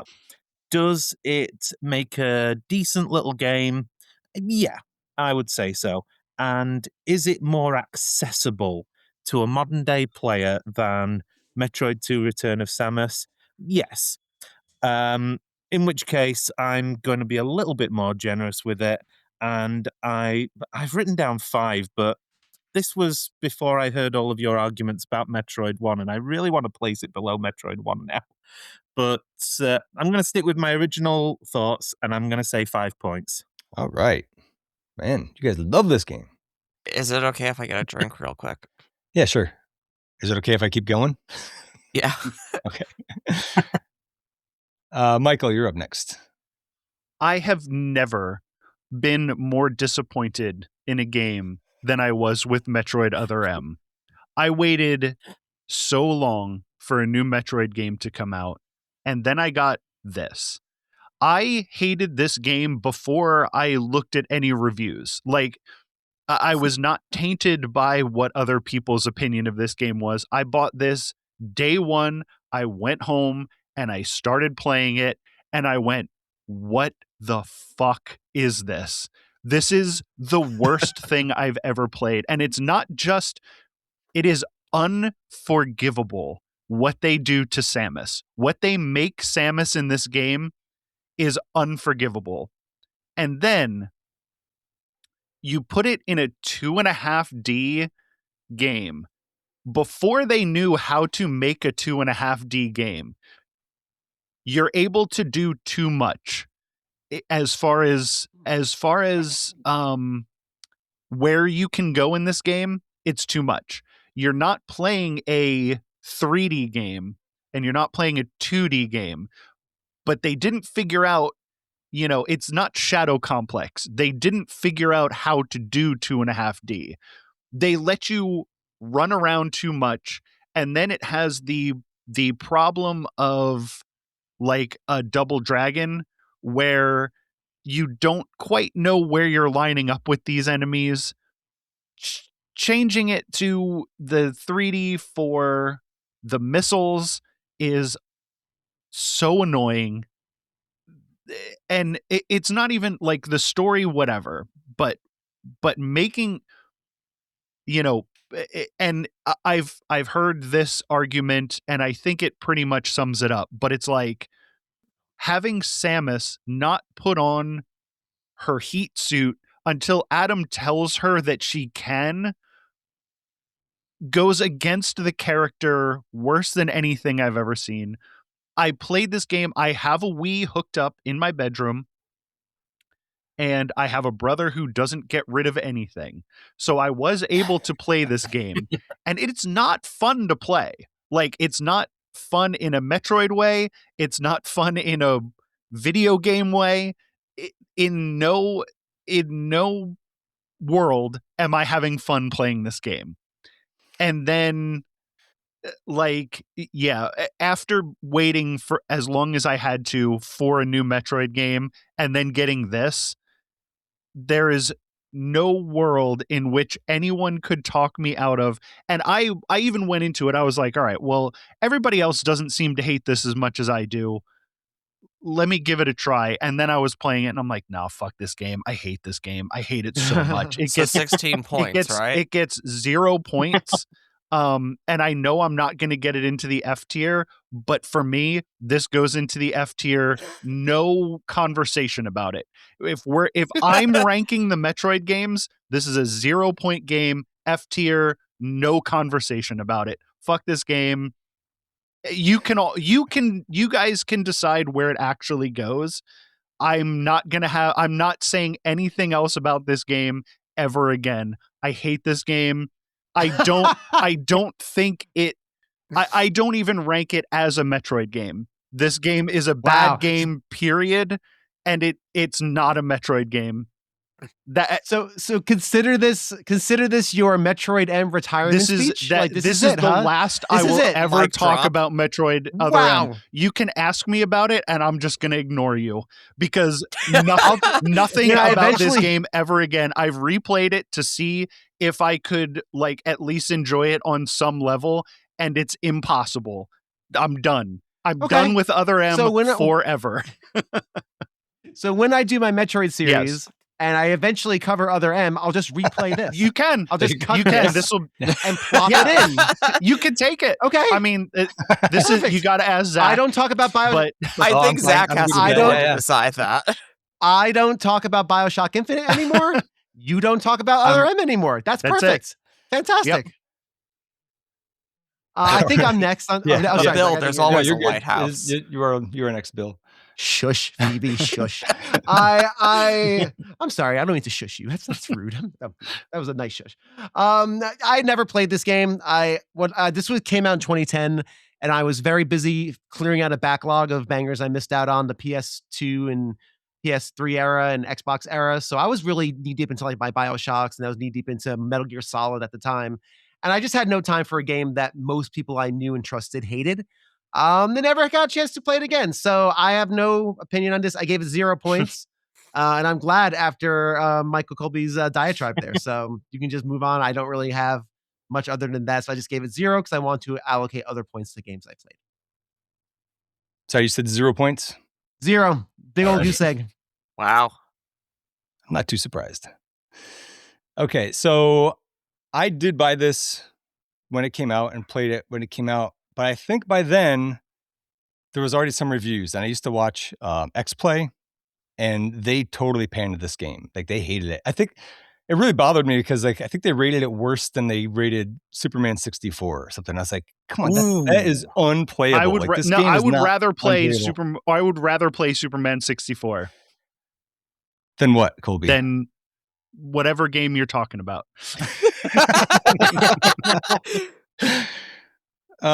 So people complain about Samus not using weapons until she's authorized by her former superior officer. Okay. I've never been in the military. I don't know what it's like, but I would think that there's a bit of there's something ingrained into you at that point. It is not the most unrealistic thing about an intergalactic bounty hunter raised and empowered by space birds who can reversibly collapse their skeleton into a ball. Similar argument for concentrating to refill health and ammo. People thought that was stupid, but finding health and ammo inside of enemies, that makes sense. So none of that bothered me. It could have been a lot better. I do like it. It's the worst storyline by far.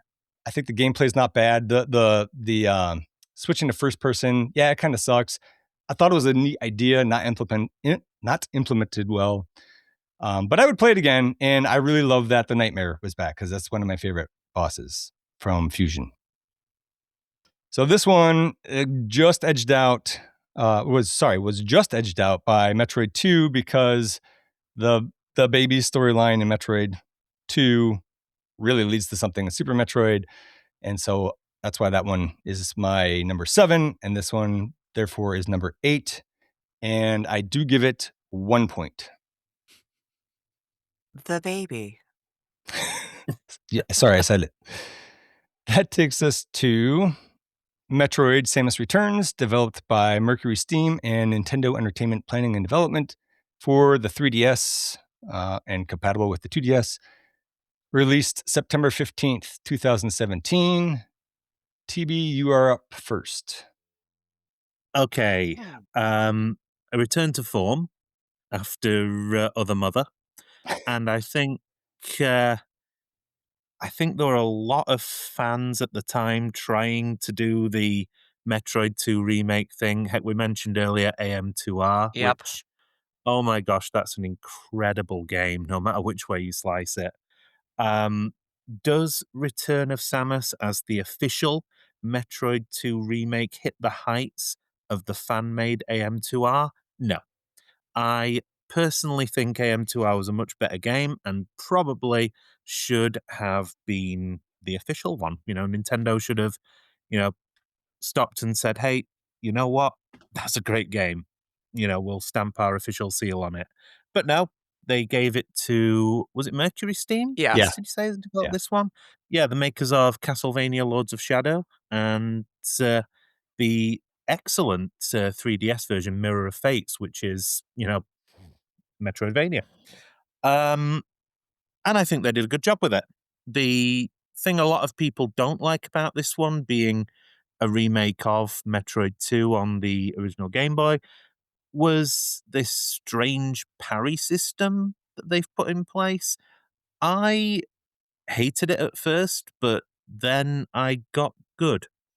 And now I actually really like the parry in Samus Returns. So, yeah, I had no problem at all with this game. I really liked it. Where to put it in the rankings, though? Well, it's above Other Mother, and it's below Zero Mission, so it gets 6 points from me. Nice. Okay, we'll come back to Michael because he needed to step out for a minute. So, Bill, you can go. Sure. Yeah, I agree with everything TeeBee said. This is a game I again picked up when it came out. Very excited for a new 2D Metroid, obviously. This game is admirable. Again, I don't think it's as good as the fan remake, but I still think this is a very fine Metroid game. There's lots of fun surprises in it. There's a few boss fights that are exceptionally good.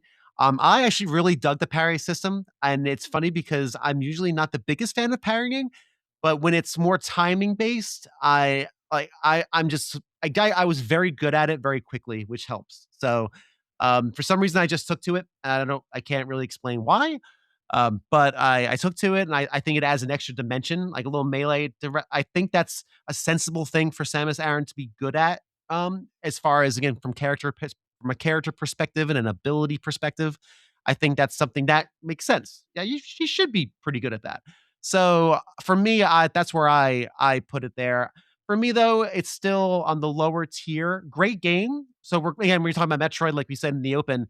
It's you have to pick someone to be towards the bottom of the list. So this one ends up towards the bottom with 7 points. But this is the reason why I gave Other End 0, because I want to give this more than like 5. Because I really think it deserves it, and I think it's a perfectly fine game. Just not quite up to the bangers like Fusion and the original Metroid. All right. Well, I'll go back for Michael now. Okay. I don't know what everybody said about this, but I think it's ugly. I think this game is ugly. I don't like how this looks. But I think it's really fun. I think the parry system is amazing. Once you get the hang of it, having those Metroids like flash and then go towards you, and then you just whack them out of the air and shoot them, and one time, and that's all it takes. Fantastic. They used it, that was sort of a tech demo for, we can make a new Metroid game, and they did, and it was great. And I think this was the building block for that. I think it's a little bit annoying that the only time you have to backtrack is like when you want to get some extra stuff, like some side stuff. You don't, it's sort of level based. It's you go through a level and then you go to the next level, and there's no reason to return unless you're 100%ing it. I think a Metroid game needs a little bit more like enclosed world that you have to go through instead of a level based thing. But I think the levels are good. I think the enemy design is good. There's enough here to make it a good Metroid game, and I gave it 6 points. But I do think it looks terrible.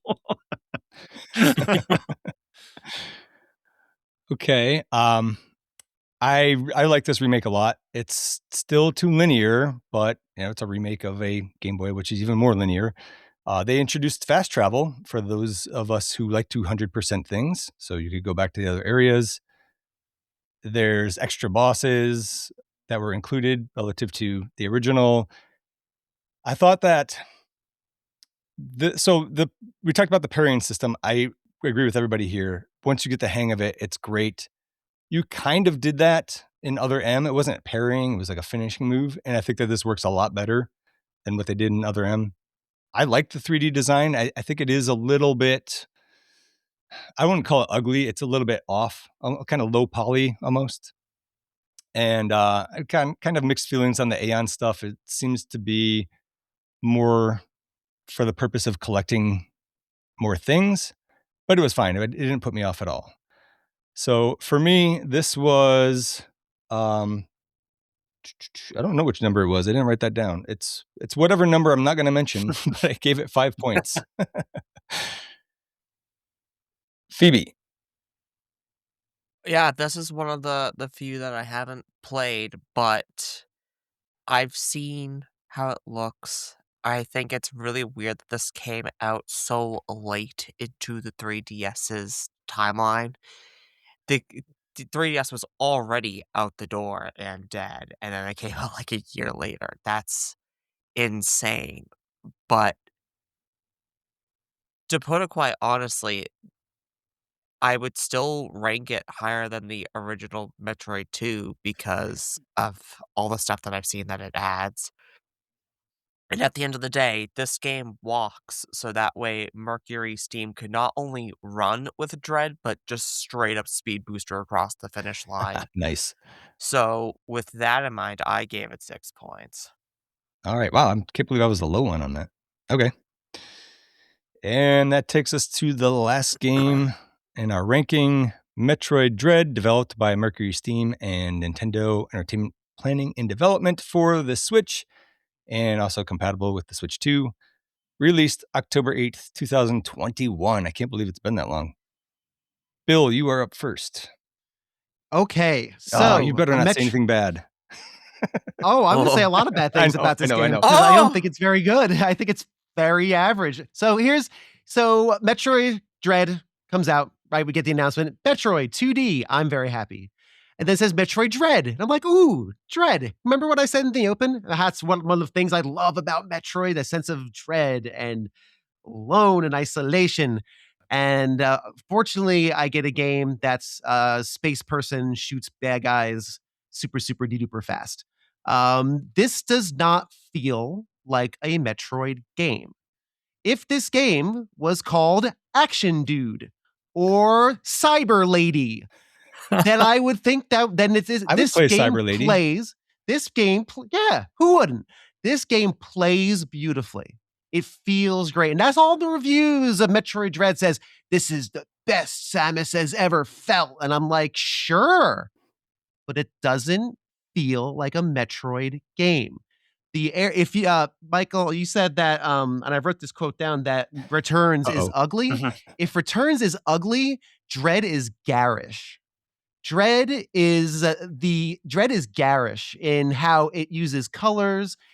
There's no sense of atmosphere. There's no sense of, I feel like the environments are fine, but I feel like Metroid Dread is incredibly generic. Even what was the thing you're supposed to be scared of? The robot that you walk into the Emmys. Yeah, the special robot that you walk into the special robot section and you just run around in a circle till you figure out its pattern, and then you do the pattern.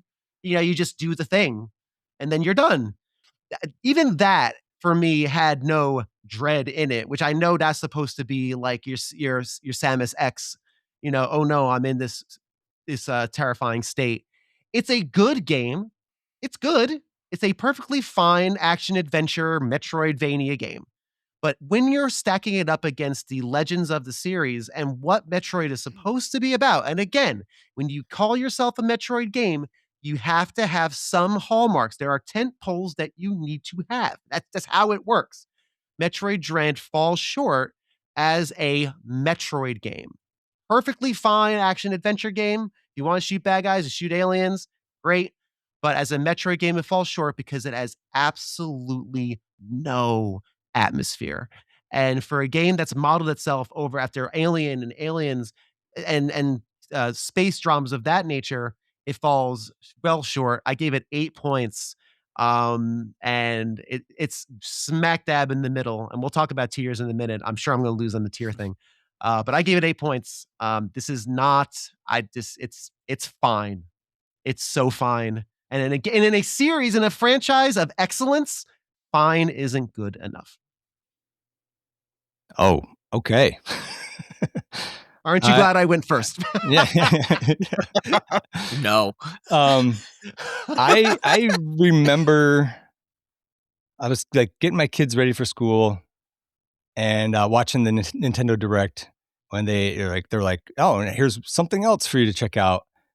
And it was like Metroid 5. I was like, holy shit. And like I already lost it at that point. And then it said Metroid Dread. And I'm getting goosebumps thinking about that moment. Absolutely lost my shit. I couldn't concentrate on the announcement. I have no idea what they said after that. I had to like just check it out later online once I'd come down. Dread had been rumored forever. There was like a scan in Prime 3 about it that everybody was like, oh, something's going on, which I didn't think. I was like, this was like, at best, somebody had a sketch in a notebook about it. Like, I thought that's as far as it had gotten. And I don't know the entire story behind it, but I'm sure there's something there. This is, for me, very different opinion from Bill. I think it's a 10 out of 10 in design, graphics, sound, and story. This is the best Samus has ever looked, in my opinion. That starting dread suit with the blue and the red and the white, that is amazing. I love it. I'm also kind of a fan of the crazy watermelon suit at the end. Perfect gameplay. They nailed the timing of the parrying. Flash shift, that's a great new mechanic. Would love to see that return. Really great speed boost puzzles. And you actually, I think she has one line of dialogue in this whole thing. And she says it in whatever the Chozo language is. I almost said chorizo. She's It is this getting Chozo close language. to dinner time. Yeah, she said, she just goes, don't worry, I'll take care of it. And that's the best line she's ever spoken. She shouldn't speak besides that, because every time they try to make her talk, it doesn't work. That's not like a woman shouldn't be allowed to speak kind of thing. That's like, don't ruin this character for me. She's awesome. I also think it's kind of awesome when at the end you're fighting Laserbeak. Is that his name? Ravenbeak. Laserbeak is a transformer. Laserbeak sounds amazing. Also cool. But then like he's like, "You're a Metroid now, Samus," and then he chokes her out or whatever, and like it looks like she's gonna die, and then she goes berserk. She goes Metroid mode. It is phenomenal. It is not better than the story in Super Metroid. I will give you that, but it is really, really good, and it gets to me every time. This is my personal number one. It's a 10 out of 10. I give it 19 points, and I want remakes of every other Metroid game in this engine. No, I can't let this continue. No. Just no. I mean, I'll let other people talk. I've talked enough. Phoebe, you're up next. Oh, am I allowed to speak? The floor is yours. You can say one line. That's right. We get a good one. Oh, look. Like I said earlier, Samus Returns walks that way this game could speed booster over the finish line. When I first saw that Nintendo Direct and we saw the new design of Samus, I lost my absolute shit. I was screaming. It's either a VOD on YouTube or I just streamed it. But I'm pretty sure I lost my voice that day. I was screaming that it was going to be called Metroid Dread because I remember waiting for it to come out on the DS, and it never did. I waited for damn near 15 plus years for this game to release. I love the Emmys. I know Bill doesn't, but let's be honest, the Saw X is scripted. Every encounter with it is the same, no matter how many times you play it. But with the Emmys, I've played this game a few times, and it's always different, and they scared the absolute shit out of me. They will come out of a vent and everything, and yes, it's terrifying. Since we are talking, this is a franchise based off of Alien, and I think the Emmys are a lot better coded than the Alien and Alien Isolation. I didn't watch. Like, I am not the biggest fan of Alien Isolation. I think that game is very buggy and everything, but this game, those Emmys always mess me up.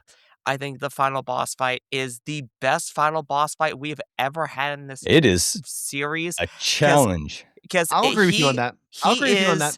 Everything that you are supposed to be, but better. He's got a better speed booster. He's got a better power bomb, to the fact that it's a black hole. He is terrifying, and he will fuck you up. I'll agree with you on that. 100%. That's no question. I love all the bosses in this game. I love the show don't tell lore implications if you've never read the manga for Metroid, because you actually see things that look like Mother Brain. And yes, Mother Brain used to actually be a Chozo supercomputer that betrayed the Chozos and became the leader of the space pirates. That is an actual thing from the manga, and you can see that in here without them ever stating it, because every Emmy is now being controlled by something that is very much a Mother Brain. I give this game 16 points. If I could, I would allot it more. I love this game, and I hope Mercury Steam continues making games in this franchise because they do a damn good job with it. You could take points away from Other M and give it to Yeah, I went with the baseline. You know what? Sure, take two points away from Other Men and give this an 18. All right, so Other M is 2 for you, and Dread is 18. All right. TeeBee, you are up next, sir.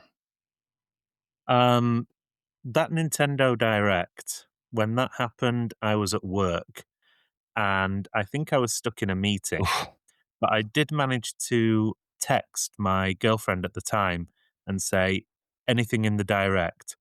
And she texted me back and said, a couple of things that you'll like. And I got home, and then my next text to her was OMFGWTFJFC Metroid Dread. And I think her response was, yep. And yeah, the rest is history for that game. I think you said everything that I wanted to say. This game is, well, it's Super Metroid 2 to me. It's a direct follow-on from, I'm sorry, Bill. Bill's hiding. He's not going to like what I have to say I'm about really, it either. really sorry to do this to you. But this is absolutely everything I wanted from a Metroid game. It has the atmosphere. It has the sense of dread from taken from Fusion with the sax man. I think the final boss, as you just said, is incredible. I've got friends who are just as into Metroid as I am who still haven't beaten that final boss. It really is that difficult. I've gone back, I've 100%ed it thanks to the wonderful fast traveling system. I have been wanting to play this game again for the longest time, but there's always something new coming out, and I just don't get time for replays these days. But Metroid Dread is top of my replay list. I need to replay it at some point. I've given it 14 points, so it's second on my list. It's just above Fusion. I know a lot of people these days looking on Twitter and such really love Fusion more than I thought people would. And again, I'm so glad to see that Mercury Steam did such a great job with Dread. I have played the game that they released since that, Blades of Fire, which was okay. Nothing really to write home about, but then again, they can be quite a hit and miss company. They did Lords of Shadow, which is incredible. They did Lords of Shadow 2, which I don't talk about. I just think they pulled it out of the bag with Dread, and I was a happy little Metroid fan when I played that. All right. Michael, that leaves you. This game is everything I wanted out of a Metroid game. It's okay, Bill. You're allowed to be wrong. It's not Super Metroid, but it takes what Super Metroid did and it adds what Fusion did. It adds on top of what has gone on. I think it looks beautiful. I talked about in the beginning that these games always feel faster than you think they are. This game feels so good to play. This game, it feels fantastic. I think it nails the Samus attitude that I always like. I guess I was projecting the attitude onto her before, but this one, she's actually doing it. Like, part of the reason I like almost all of these games is because we have this protagonist who is a get the thing done. I'm going to do what I have to do to get the thing done. And in this, she's going through and, you know, the computer is giving her some shit. And she's just like, the computer the whole time is telling her, you can't do this. You're not good enough to do this. You're not strong enough to do this. And then she goes ahead and she just does it. And at the end, you know, he says something about like, you're about to face something that you can't defeat. and she just smashes that computer, and she goes on and fights. Like I said, I'm a Souls guy. I think the final boss of Metroid Dread is the most times I've ever had to fight a boss. But I would get the first sequence, I knew how to do it without getting hit. And then I would move on to the second sequence. And then I figured out how to do the second sequence without getting hit.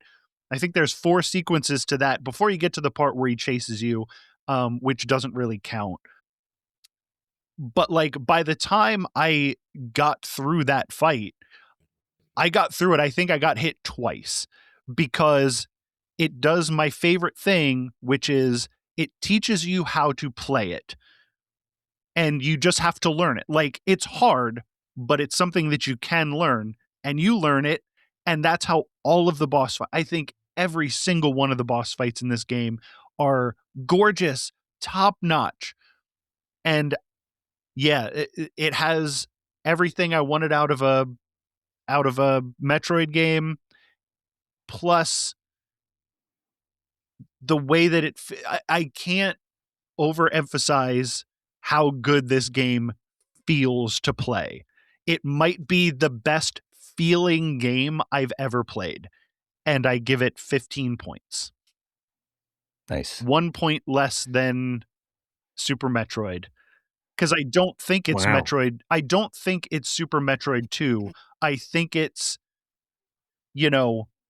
3 games after Super Metroid. I think it's been building what Metroid does. I think that given what you said about Super Metroid, that scoring makes total sense for you. So,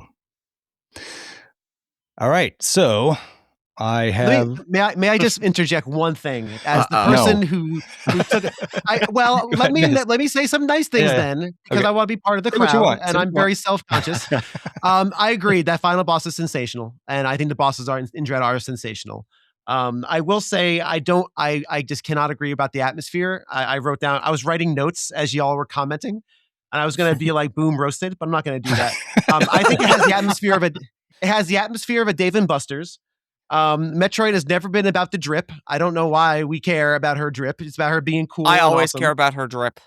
That's fair and fine, but for me, it's just not a thing. I don't know. I just not for me.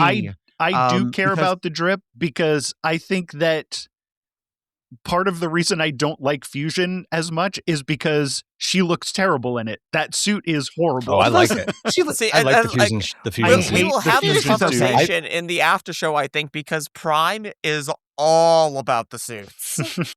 And Yeah. I've played Prime 1 all the way through in the fusion suit. That's pretty sweet. That's actually pretty Yeah. cool. Anyway, I'm standing by my score. Y'all haven't changed my opinion. Damn it. One thing I forgot about for Dread that I can't believe nobody else brought up is how many intentional sequence breaks are built Yeah. into the game, like getting the Yes. morph ball early and then fighting Kraid and just bombing his chest. And the coyote I didn't time know on the that. slide is actively built in the game on purpose in order to skip a large section of the lava area. Speedruns for this game are fantastic to watch. That'd be cool to check out. I'd like to check that out. That'd be cool. I also, did we all forget? Can we all agree that fighting a room to get the power to beat the Emmy is dumb? Can we all agree on that at least? Can we all at least Yeah. say the dumb thing? You got to fight the Yeah. room to make a thing happen, and then you get the power to charge your Not the beam to make the best. beam better to do the. Just one extra step. Can we all It's not that agree big a that's deal. dumb? Okay, like, you can at least It's a say small- that's kind of dumb. That could have Small. been It's not awesome. That could have been you get to There. the room and Thank you you. find an item. I'll take it. Yeah.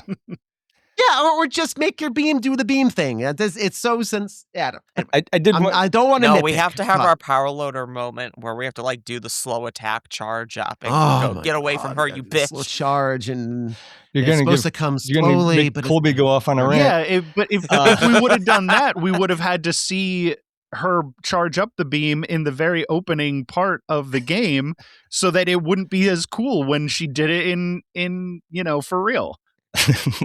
This is a completely different side question. Are you guys going to do Conker's Bad Fur Day for this series because of the end boss of that game? I've never played one. But maybe. No, I'm not I did playing want to say Conker because those games suck ass. Phoebe, you brought up the morph ball, getting it early. That reminded me of something I thought was nice for a change in this. Is like you get the morph ball pretty late in this game. Like you can crawl. They finally figured out how to do a crawl mechanic. You can squeeze through places, but you need the morph ball to get through certain areas. So I thought that was a nice change of pace for a Metroid game as well. Yeah, the newest games, like the last 3 games or so, including Prime 4 and this, have definitely been scrambling around what items you get when. Because we're so used to this idea of the morph ball is like the first item you ever get, and then the missile, and then the charge beam, and blah, blah, blah. But it's all over the place for the last few games, and it's really nice to see that formula is being broken. I mean, it's a good formula too. I don't care if they reuse it. So, okay. So I've summed up the totals. First of all, does anybody have any last minute change? I know I let Phoebe change something. It didn't change the order of the rank. It did actually break a tie though. Ooh. The last place tie. So no changes. All right. Let's go. Sticking with what we got. In 8th place with 8 points is Metroid Other M. Never heard of it. Great game. Hey, you should play it. Number 7 with 10 points, Metroid 2 Return of Samus. Number 6 with 23 points, Metroid Samus Returns. Number 5 with 28 points, Metroid. Number 4 with 43 points, pretty big jump there, Metroid Zero Mission. Number 3 with 49 points, Metroid Fusion. Number 2 with 61 points, Super Metroid. What? Number 1 with 66 points is Metroid Dread. What? Y'all messed fine up. with this. What? Nope. Y'all messed up. I am fine with this too. Listen, I'm Y'all messed sorry. up. I love Metroid Dread. Above Super Metroid? Are you kidding me? You Y'all know when you boned were it. all saying earlier, oh, I've rated it low because I thought you all were going to rate it high. This Yeah. is what happens. Anyway, I take no responsibility Anyways, for this The ranking. numbers don't lie. I a little bit wish that Super Metroid was high because now people are going to hate the show. yeah, the correct ranking is Well, I Super mean- Metroid, then Listen. Dread, then Zero Mission, then Metroid, then Fusion, then Samus Returns, then Return of Samus. I think those final Almost there. those top 4 are like a 9.6 to 9.7 to a 9.75. Like You're they 100% are right. hairs. You're against 100% each right. so other. close. Yeah. You're right. No, that I 100% agree with. Again, I'm not going to belabor the point on Dread, but you're right. And we are talking about legends versus legends versus Mhm. legends. We're Yeah. picking an all-star team here, and someone has to be second, third, fourth, and fifth, It's right? yeah, So it's tough. And But somebody has to be the baby. yeah, but Super Metroid 2 is Yeah. insane. Absolutely, utterly insane. that's, hey, listen, y'all, listen. I take no responsibility for this I at all. take- A gamer looks at 40. I'm taking, We all knew I'm the taking rules. 6 points off of Dread and putting them on Super Metroid. I know, right? We all knew the rules. I'll donate some points as well. I'll donate some points. It's too late.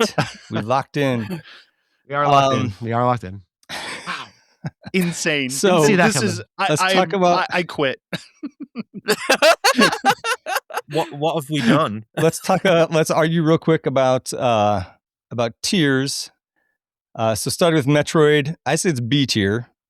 I have Metroid in B as well. I also have the original Metroid in B. Same. I had it in A, but I'm going to change it to B because that's probably more accurate to where I really think it's Probably would have I averaged out. had it in C, but you've convinced me B. Okay. No, stick to your gut. Well, I mean, No. it's going to have to kind of average out. So again, with the tiers, and we might need to make an exception here, but with the tiers, it's got to be unanimous if it's S or F. So, Mhm. Return of Samus, I have C tier. Yes. C. See, Same. See, Yeah. that's where I All have right. So far, so good. Super Metroid, S. I have S. A tier. I could be tucked into S. S. I have it as S. I have it as S plus. Okay, so if this is S, then Dread has to be S, Bill. Yes. Yeah. I Well, also I mean, we'll I'm get to that. obviously the outlier. We'll I get to had that. Fusion, I have A. I have it at Okay. S. Well, I have it. I at- had Fusion at B. I also have it at B. I have Fusion at B. B, it's a good B tier Yeah. game. Okay, I'm and willing Bill, to go or, down to A. I'm not sure I could yeah. go down all the way to B. Sorry, hang on. So I said A, Phoebe said S. You guys both said B? Yeah. And what did TeeBee say? I said A. I said A. I mean, that averages out to an A-ish. A, basically, because two Bs, two As, and an S, right? Yeah, So it's that averages leaning out to more an A or a B? I don't know. to I'd an say A. it averages That's to an A, and I'm willing to go down to an A. Okay, well, you don't have a I can choice because say- S has to be unanimous. Yeah. Right. I'll Okay, and then give me a better suit, and I'll put it up to A. all right. Metroid Zero Mission, I said B. I have that in A. I said A. I say A on that one. Also B, A. A. And what did you say? So B, 3 A's, and TeeBee, what were you again? A. A. All right, so that's definitely an A. And other M, I said C. I could be tucked down. I also said a C. That's the I had lowest tier I could give anything. I had it at an F, but obviously it has to be unanimous, so I can C is fine. And Colby can't be unanimous because he has no I idea would what say this D. game is. Colby doesn't know he's got the. Yeah, Colby, I don't know what you had it. I'm sure you had it as F as well. So we have an F and a couple of C's. That's probably a D. Let's make it a D because there's nothing else in the D tier. Yeah. I'll call it D. Yeah. Because it can't be in the same tier as Fusion. What else is in the C tier? Was there anything in the C Metroid tier? 2. Return of Samus. Yeah, it can't be in the same tier as Metro. Yeah, no, don't just Metroid switch it. 2. That's fine. I can go with D. Yeah, All right, we're gonna let's do run D. in. I'm good all with right, D. Okay, I'm and good with then D. Samus Returns, I said B. I also said B. I also said B. B. Okay, I had at C, but it's very easily a B as well. averages up. Okay, and so That's fine. since our second ranked was an S tier, it would be weird to make our number one ranked not S tier. But Bill hates it. What are we I giving don't Metroid hate Dread? it. Let me clarify. Bill I said it don't was hate the worst Metroid game Dread. ever. It's not as bad as BioShock Infinite. I'd play Metroid Dread before BioShock Infinite. No, I had Dread as C, but clearly I'm the outlier. So obviously, I don't know though. See, if with my vote, you can't make it S unless it's unanimous. I can in good conscience give it an That's S. fine. We'll leave it as A. And then when people see the rank and they're like, "What the hell? Why is it number one? Why is Dread number one?" It's A tier. You can blame me. Oh, Yeah. that's fine. You can Fine. totally We blame can me. do it. I I don't like know. it. I don't like it, Here's but the we'll do it. question. So here's the thing. Here's the question. Because if we're gonna put this as because this is clearly the most contentious of all the games that we've discussed, and I am the sole contentious of this. I would raise it up to a B because it does feel phenomenal. There are probably more positive qualities than a C ranking would be. So I would pop it up to a B. But in order, the leap from B to S is dramatic. That's fine. It's going to average out to an A. I'm actually. And you can make it like first on the A. I am if you want. okay. Like first on the A list. I am okay with Super Metroid being the only S at 2. Yeah. To the That's fine. people Yeah. out here listening to this, we are talking about just Again. literal Yes. cut hairs of difference. Right. Bangers versus Yeah, bangers. totally, You're right. totally. You're Like 1,000%. The I'll say best A. part, Yeah. the best part about it for me is that nobody is happy now. No, exactly. We're all miserable. All right. Yes. But you didn't force us to Fantastic. play That's other what ends, so. see Yes. that's what happens when you get 5 people together who feel very strongly about something. Like Yes. we can argue a 9.6 to a 9.75. I could go for another 2 hours. But we're I not can't. I going need to sleep for another podcast tonight. But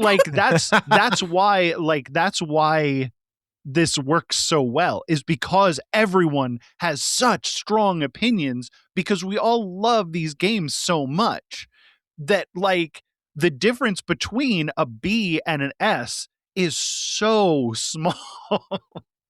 Yeah, like, let's be honest. We are all Metroid super nerds talking about one Yes. of Nintendo's greatest franchises ever. We're not having an argument about like Hotel Mario Yeah. or Zelda this isn't Wands a- of Gamelon. We were talking about, except for Yeah. one outlier, Yeah. a series of fantastic games that revolutionized gaming. Yeah, we're not putting Super Mario World against Super Mario Sunshine. Right. This is not a Bubsy ranking. Okay. Right. This is, and you're 1,000% right. And again, all the games on the list, maybe with the exception of Other M, are worthy of Never playing heard of it. and have phenomenal qualities to them. Have phenomenal qualities about it. So, yeah. And I Bill, would you have say been that, but Bubsy 4D all the way, baby. Let's go. I would have been cool with the top half of these in just about any order. I don't think I would have really batted an eye at it. So It's fair. Yeah, all right, good job, everybody. my bottom down to, I think Fusion was right. Like it turned out to be the same, and then Fusion, Zero Mission, and Metroid were messed up, and then my 1 and 2. Yeah, Say my it. 2 and 3 were swapped, and that's it. Wow. Hmm. Yeah. Oh, All right. So So- what you're saying is the guy who's the host of the show and was tallying up the points, his ranking just so happened to be very close to the actual ranking, is what we're saying. Well, because I was pretty sure I was right. Do we need to get an independent auditor in here to Hey, man, confirm? you guys, you're welcome to double check the math. I'm just doing it as we go. So I have a quiz. It's 10 questions. I don't think it'll take too long, but if people want to go, that's fine. We're kind of going I long. have So to if you go. want to I'm pot committed. okay. Okay. So Colby's, you're out. Do you want to give your plugs real quick then? Yeah. Listen to Jack Billings Presents This Bizarre Adventure. Yeah. And I usually plug this, but I guess I don't have to here. But yeah, man, oh man, this was fun. And I'm really glad that we were all able to get together and do this, because everyone here has spectacular opinions on video games and Metroid games specifically. Maybe not Zach, but that's all right. Well, I was going to say, one's the only perfect. reason you're No here one's is because we were arguing. Yeah. And they're not even that far away from mine, but No. have fun. I wouldn't want to be on a quiz against Phoebe or TeeBee anyway, because I'm That's going why to I asked lose. the questions. I'm going to lose so Yeah. bad. I'm probably could I take a can't nap. wait to hear this like, episode. Don't worry. After It's after 10 the questions latest on the best recording parts of that we Dread. did, I know that the guest can easily win. All right. All right. See you on, later. All right, Colby. Talk to you later. See you, man. Love you, man. Everybody else is good for a little bit? I'm good Yeah, for a little bit. I'll hang for. All right, I'll hang here for we a go. quiz. Right on. Let's do the quiz. So I've got one question for each game and then a couple of extra ones. So for 1 point, in Metroid for the NES, after defeating Kraid and Ridley, as well as collecting all 21 extra missile tanks, what is the maximum number of missiles Samus can hold? Say your name if you How know do the we- answer. Oh, I think it's 255. That's correct. Damn. Oh, well done. So let's, sorry, I forgot to set so if you know the answer, say your name and then I'll Okay, call on you. got it. But it didn't sound like anybody else knew that. Yeah, 255. TeeBee, It's 255. normally 255, but I wasn't sure because NES limitations. That is the limitation. That's what I was thinking. Yeah, it's the 8-bit maximum integer Oh yeah, for because then an 8-bit 256 would number. just Yeah. roll over to a 9-bit system. 9-bit. Yep. Yeah. Okay. Bill out to an early lead with 1 point. From up to 5 points, how many different types of Metroids are encountered in Metroid 2: The Return of Samus? Bonus Phoebe. point. Do you want me to finish the Yes, please. bonus point if you can name all of them? You get 2 points for that. Another 2 points on top of that if you can tell me how many of each. Oh. So I was going to Okay. say there's definitely more than 5 because you have the baby Metroid, which you find right at the very end. You have Gamma Metroids, Omega Metroid, the Queen Metroid, I believe the Alpha Metroid. Okay, so how many different types is that? Sorry. You said alpha. I heard you say baby. Baby, Alpha. alpha, omega, gamma, queen, and is there a zeta in there? No. There is a zeta. Yeah, Okay, There's a is. Zeta. Yeah, there's a Zeta. Okay. So I'm going to give you 1 point because you got 6 of them. But there's more than 6. Does anybody? Are there? I think he meant. Well, I think you meant, Zach, the Metroids you would encounter, compatible Metroids. I don't think you were I'm counting the baby. I'm counting the baby. You were? Okay. Yeah. Okay. It's encountered. So there's Got it, one. got it, So got it, got she's got alpha, gamma, zeta, omega, queen, and the baby. There's one more. Shit, I just gave it away. There's only one more. Okay, so if somebody can name one more, I'll give you a point. Gamma? Was it just a normal Metroid? TeeBee's got it. Normal Metroid. After you beat. Oh, and does anybody know how many of each kind? Or that's queen. One queen. Right. One queen. I think there's 3 gammas. Is that right? Not 3 gammas. There's 3 omegas. Or 3 zetas. 3 zetas. Omegas. 3 zetas. 6 omegas. And I want to say 12 gammas. And then like 24 of the other ones, I think, or something like that. Like it's You were way pretty more. close. You were pretty close on some of them. You got there was obviously 1 queen, 1 baby, and 3 zetas. There was 4 omegas, 15 alpha, 16 gamma, and 8 regular. The baby. Was Oh, close. okay. So, Oh, for wow. Colby. Okay. So I'm gonna award no points to you on that, but that was pretty. Yeah, 1 point because you got some of those. I wouldn't have got any of them. Hey, appreciate you. 1 Appreciate point. you. So we got Phoebe with 1, TeeBee with 1, Bill with 2. For 2 points in Super Metroid, what is the name of the move performed by holding? Ooh, actually, I might change this one up because Phoebe mentioned it earlier in the show. So I'm going to change this one up. How do you perform the Crystal Flash? Charge up then mothball. All right, TeeBee. Hold on. It's Right, you hold L and R at the same time, and then I think you charge up and go down into Morph Ball. That's correct. You have to hold the shoulder buttons, definitely, as part of it. Yep. So Phoebe got that one. Very Yeah. good. And it does. I had this long thing, but you do also need. Yes, yeah. It's a certain amount of health, a certain amount of you need missiles, a certain at amount least of bombs, etc. At least 50, yeah, and no, at least 50 health, no reserve health, 10 missiles, 10 super missiles, and 10 additional power bombs. So you need the one to lay. Hello, dog. For 2 points in Metroid Fusion, how many SAX does Adam tell Samus there are? Phoebe. Phoebe, answer. There was at least 10. That is absolutely correct. There are no fewer than 10, but that is still correct. Well done. 2 more points. Well done, yeah. Colby was right about this. Yeah, I mean, I'm getting. I knew a number because I'm old and I remember things when I was 8. Come on now. Hook up. For 2 points, what is the one collectible upgrade for Samus's suit in Zero Mission that is not featured in Super Metroid? Phoebe. Go ahead, Phoebe. It's the ability to grab ledges with your hand. Do you happen to know the name of it? The grapple arm or some stupid thing like that. The grippy. Does anybody else does anybody else know the correct name for it?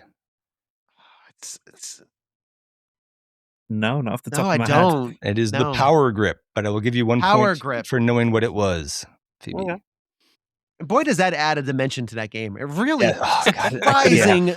I could have used that in Super Surprising. Metroid. Yeah, I could use that in Dread. Can you do that in Dread? I you can't can. remember. Yeah, Yes. yeah. You can Oh, yeah. power grip, and then you can pull. Once you have the morph ball, you can pull up into a vent and And then you put my poop right into it. For 2 points, we did Zero Mission. Did we do Zero Mission? Yeah. Okay. For 2 points, which 2 Metroid games does Other M take place between? Phoebe. Go ahead, Phoebe. Super Metroid, Metroid Fusion. That is an acceptable answer. It is also, so I said I will also accept Super and Fusion because Metroid Prime 4 Beyond is so new and we were really only talking 2D games today. But apparently it's between Super and Prime 4. But Super Infusion is acceptable. Phoebe's just too quick on the buzzer for me. All right, Phoebe, count to 3 in your head before this one. Make it fair. No. Wait, no, Phoebe's too Yeah, fast. no. Count to 30 in your head. For 1 point, who is the final boss of Metroid Samus Returns? And be specific. Bill. Go ahead, Bill. It's an Omega Metroid, right? Or they call it Omega Metroid. Of It's Samus something like- Returns. Phoebe. Okay. Then. Go ahead, Phoebe. Mecha Ridley. It is not No. Mecha Ridley. No, because there's another one TeeBee. after Mecha Ridley. TeeBee, what is it? It's something Ridley. So it begins with a P, and I can't think of it. You are on the right track. Yeah. Is it like Proton Ridley? Oh, or you're something so like close. You're so close. I'm going to give you half a point. It's Proteus Ridley. that? Proteus We were Ridley. just on the lighthouse, too. I know. Yeah. I don't know if I would have come up with that one. No chance on that one. So, for up to 5 points, what are the colors of the Emmys that Samus encounters in Metroid Dread? That's 2 points if you know the colors. If you can name what the upgrades are from each one, you will get up to 3 points. Phoebe. All right, Phoebe. Red, yellow, purple, green, blue, and the white one is right at the very beginning. That's the tutorial.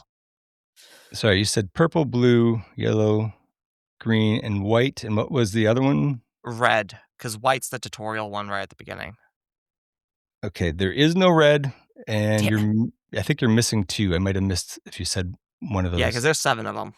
Yeah, there's 7. Okay, but that will get you at least 1 point. Does anybody know the other 2? And do you know any of the power-ups? Yeah, Okay, no chance on that one. Yeah. The first one's like the tutorial one. It's is it like grey? That is correct. Yeah. And you guys you're missing the last one. The last one was orange. That is correct, sir. You said it with so much Oh. confidence. Full point there for you. And does anybody have any idea what the power-ups are? I think purple's the wave beam. Is yellow power Yep. bomb or is orange power bomb? Orange is power bomb. Yeah, Power Bomb's That's one of the last correct. things you get in that game, right? Yeah. Yeah. You guys are right on purple and orange. The blue will be ice missiles. Correct. Um, Yeah, yellow, green, white, and gray still. Was green the wide beam? No. What was green? Oh my god, it's the one that gave me the hardest time. was green the morph ball? It is the Because it was morph quite ball. later on, Oh! wasn't it? Yeah. Huh. Yeah. Okay, we still have yellow, white, and gray. Yellow, I want to say speed boost. That is correct. White is charge? No. White? Oh god, what was the gray / white? Oh my god. Any final guesses? No, I got nothing. Was it the grippy? I'm gonna for which one? White. I'm gonna give you that. It's the spider magnet. But yeah, Cool. it lets you be grippy. And then what about gray? Any last guess on that? What other abilities does she have? Breathing? Gravity, maybe? I'm just gonna tell you, it was a trick. That's Yeah. a trick question. You don't get any power up. It's just a tutorial. Oh, come on. Do I you get a guys- point for breathing? You guys got so many of those between between TeeBee and Phoebe. I gave Phoebe 2 points, and I still gave Phoebe 1, even though you guys missed one. 'Cause that one was High tricky. five, Phoebe. Yeah! So right now, Phoebe has 10, TeeBee has 4.5, and Bill has 2. You can still do it, Bill.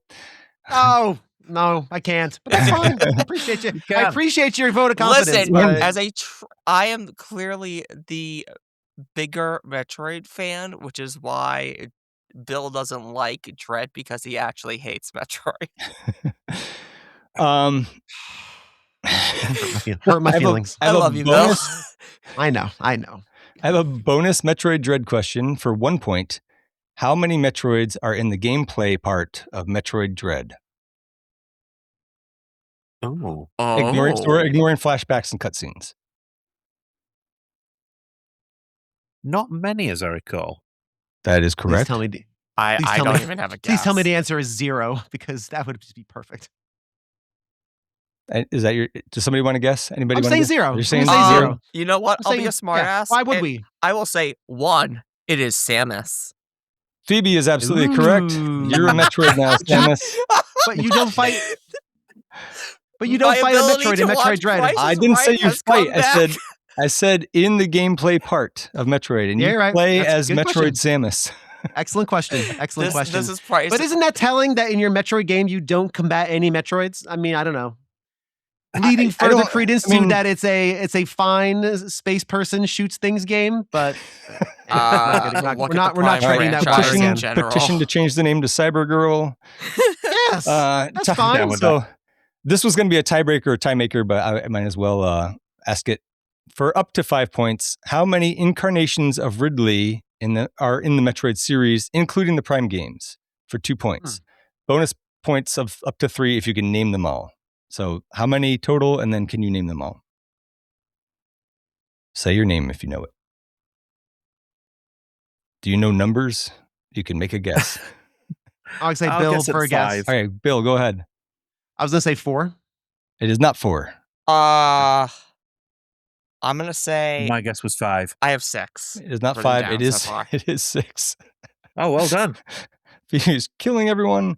And can you name all 6? Anybody? It should There's be a the group baseline effort. Ridley. There's the Proteus Ridley, like you said earlier in Very good. in Samus Returns. There's the Mecha Ridley, which you fight in Prime 1. There's Multiple the games. Robot Ridley, that's at the end of Zero Mission. There's Omega Mhm. Ridley, which is in Prime 3, and there's the Ridley X, which is the clone Ridley that is in Fusion. She's Well so done. good. You She's are so mostly right. I will give you full Oh. credit because you named them all. But it was what did you? So Meta Ridley is in Prime 1 and Prime 3. Mecha Ridley is in Zero Mission. Oh, well, yeah. I would have called it Robot Ridley too. But I didn't ask you to say which game it was. I said name Yeah. them. So you did name them all. Yeah. And also the Ridley X, also known as Neo Ridley, I would have taken that. Right. So yeah, That's all the right. crazy blue one. Yes, I believe so. So Phoebe's final score of 5, 10, 15, 16 points. TeeBee with 4.5, and Bill with a respectable 2. Hey. That is, What do I win? You are the queen of the Metroids. Hell yeah! Yes. Please don't crawl into my stomach and vomit. Well, I'm all out of power bombs, so no worries there. That is it for our Metroid ranking episode. I would like to thank all of our guests for all of your time and give you guys a chance to plug your stuff, starting with Phoebe and or TeeBee. You guys can go together or sequentially, doesn't matter. Do you want to go first, or you want me to go first? You want to just do it how we do on the show? Yeah, TeeBee, where can the people find you? The people can find me on Twitter at TeachBloke85. They can find us on Twitter and Blue Sky at Nerds of Broadcast. And you can email us, nerdsofbroadcast@gmail.com. And tell us what you think of the Metroid series. Phoebe, where can people They can find find you? me over on Twitter and Blue Sky as the Let's Play Princess or as the LP Princess over on Twitch and YouTube as the Let's Play Princess, and on such wonderful podcasts as the one you are listening to right now, Gamer Looks at 40, Games My Mom Found, and Jack Billing Presents King of the Big House, And Nerds of Broadcast, and Nerds of Broadcast. like a well-oiled machine. Bill, where can we find you? Beautiful. You can find me at A Gamer Looks at 40, the aforementioned by the great Phoebe, where I talk about retro video games and nostalgia, and we just get all up in our memories. So feel free to check me out there at A Gamer Looks at 40. If you want to hear us talking about Metroid, episode 14, really early in the podcast, we talk about Super Metroid, and I did 2 episodes that on one. Dread. I did 2 gotta go back and episodes listen on to those. Metroid Dread, but more about its context in the conversation of difficulty. If you remember when Metroid Dread was released, that became a big talking point of difficulty in games. So there's basically 2 episodes about Metroid Dread and its difficulty in games. So that is episode 28 and 29. I feel like if I can beat it in hard mode and 100% it can't be that hard. It was a big conversation because, again, it it reignited the conversation of should we have I remember difficulty that, I think. settings, I think I difficulty did, settings yeah. in Metroid. Yeah. And I had a first part of the conversation with the well-read mage where we talked about, and it's actually a really interesting conversation about the nature of difficulty and the subjective nature of difficulty and how it's almost impossible for developers to guess what you are good at and what you're not good at. So it's actually a really interesting conversation built around Metroid Dread. I wasn't quite click farming at that time. This was 2021, but it was a interesting conversation I ended up having with people nonetheless. So episodes 28 and 29 of A Gamer Looks at 40. I will put links to everyone's shows and specific episodes that you've mentioned in the show notes to make them easy to find. You can find me on this podcast, obviously, but I've been doing Retro Game Club quite a bit lately, subbing in ever since Hugh retired. And I'm on Games My Mom Found a lot with several of the people on this show, this episode. I do want to plug one more thing.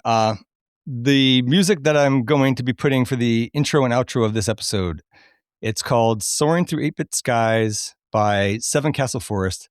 Great guy. Check out his work. I'll put links for his Twitch and his YouTube as well. That was originally going to be the theme music for the regular show where we were talking about MCU. And I asked him to, I had too short of a timeline for him to turn it out. And by the time I did get it from him, we had a couple of episodes recorded and I had just used something from the public domain, which is my favorite joke. And I really like it. So I was like, hey man, I'm sorry. I'm still going to pay you. And, if you want to put it out there for other people to listen to, that's fine. And he did. But I'm glad to finally be able to use it. I have a reason to use it for this podcast. It's a great song. And I'll probably use it again for anything else that we do video game related, which I have a couple of plans for. Yeah, really talented artist. Check out his stuff. He's very talented. Yeah. Good guy, too. He's on a bunch of the Discord servers. Next up, we should be returning to the AVPCU series with Alien vs. Predator from August 13th, 2004. If you want to contact us, you can email us at absolutelythebestpodcast@gmail.com. Join our Discord. There'll be a link in the show notes. We also have links there to our socials and a couple of ways that you could help support the show. Please leave us a review and help us spread the word. Tell your friends. Tell a space pirate and tell an intergalactic bounty hunter. Thank you for listening and have a great day. Absolutely the Best Podcast is a production of Audio Johnny, a subsidy of Corporation Johnny. Corporation Johnny. If it exists, we own it.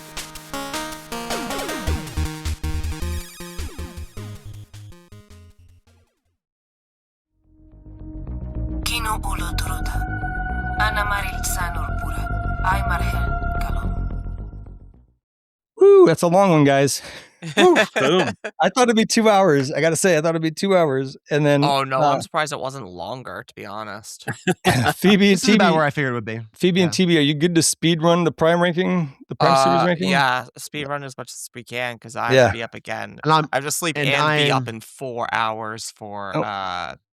Battle Royale. All right. Well, if we don't All right, argue well, too I'm going much... to bounce off then so All y'all right. can... Hey, Bill, do thank that. you so Yeah. much. Thanks. Hey, thanks guys. Appreciate you. Take care. See you in a bit, Amazing. Bill. See ya. Love you. Bye. See ya. Bye. All right. So just like with what we did for the regular games, we're going to do that. But for the Prime games, we're not counting Metroid Prime Pinball. Metroid Prime Pinball, which, while a good pinball game, it's probably last place amongst the Prime games because it's not really doing what the Metroid games do. No, I It's, think Federation Force should be at the bottom. Well, you didn't let me get to that because I'm not counting Federation Force at all because it's garbage. You don't play as Samus. Hey. You don't play as Samus. It is therefore not a Metroid game, and there's no reason to consider it. So we're really only leaving out one game. It sounds like TeeBee, you were a fan of Federation Force? No. Oh, okay. I thought maybe you were sticking up for it. So, No, I was cheering because it was left off the list. oh, I thought you said hey, not yay. No, it was a yay for I'm- definite. I'm sorry, I even had to mention it. I don't know about you guys, but other than Hunters, I played the four other Prime games, day and date of release. I don't, other than the first one, I don't think any of them are as good as like the true 2D games. Well, maybe better than Metroid 2 even. But and, in general, I'm not really a first person shooter kind of guy, or first person adventure, I guess. But I really, really like these 5 games. So starting with Metroid Prime. Sorry, did you guys have anything you wanted to add in general about the games, the Prime games?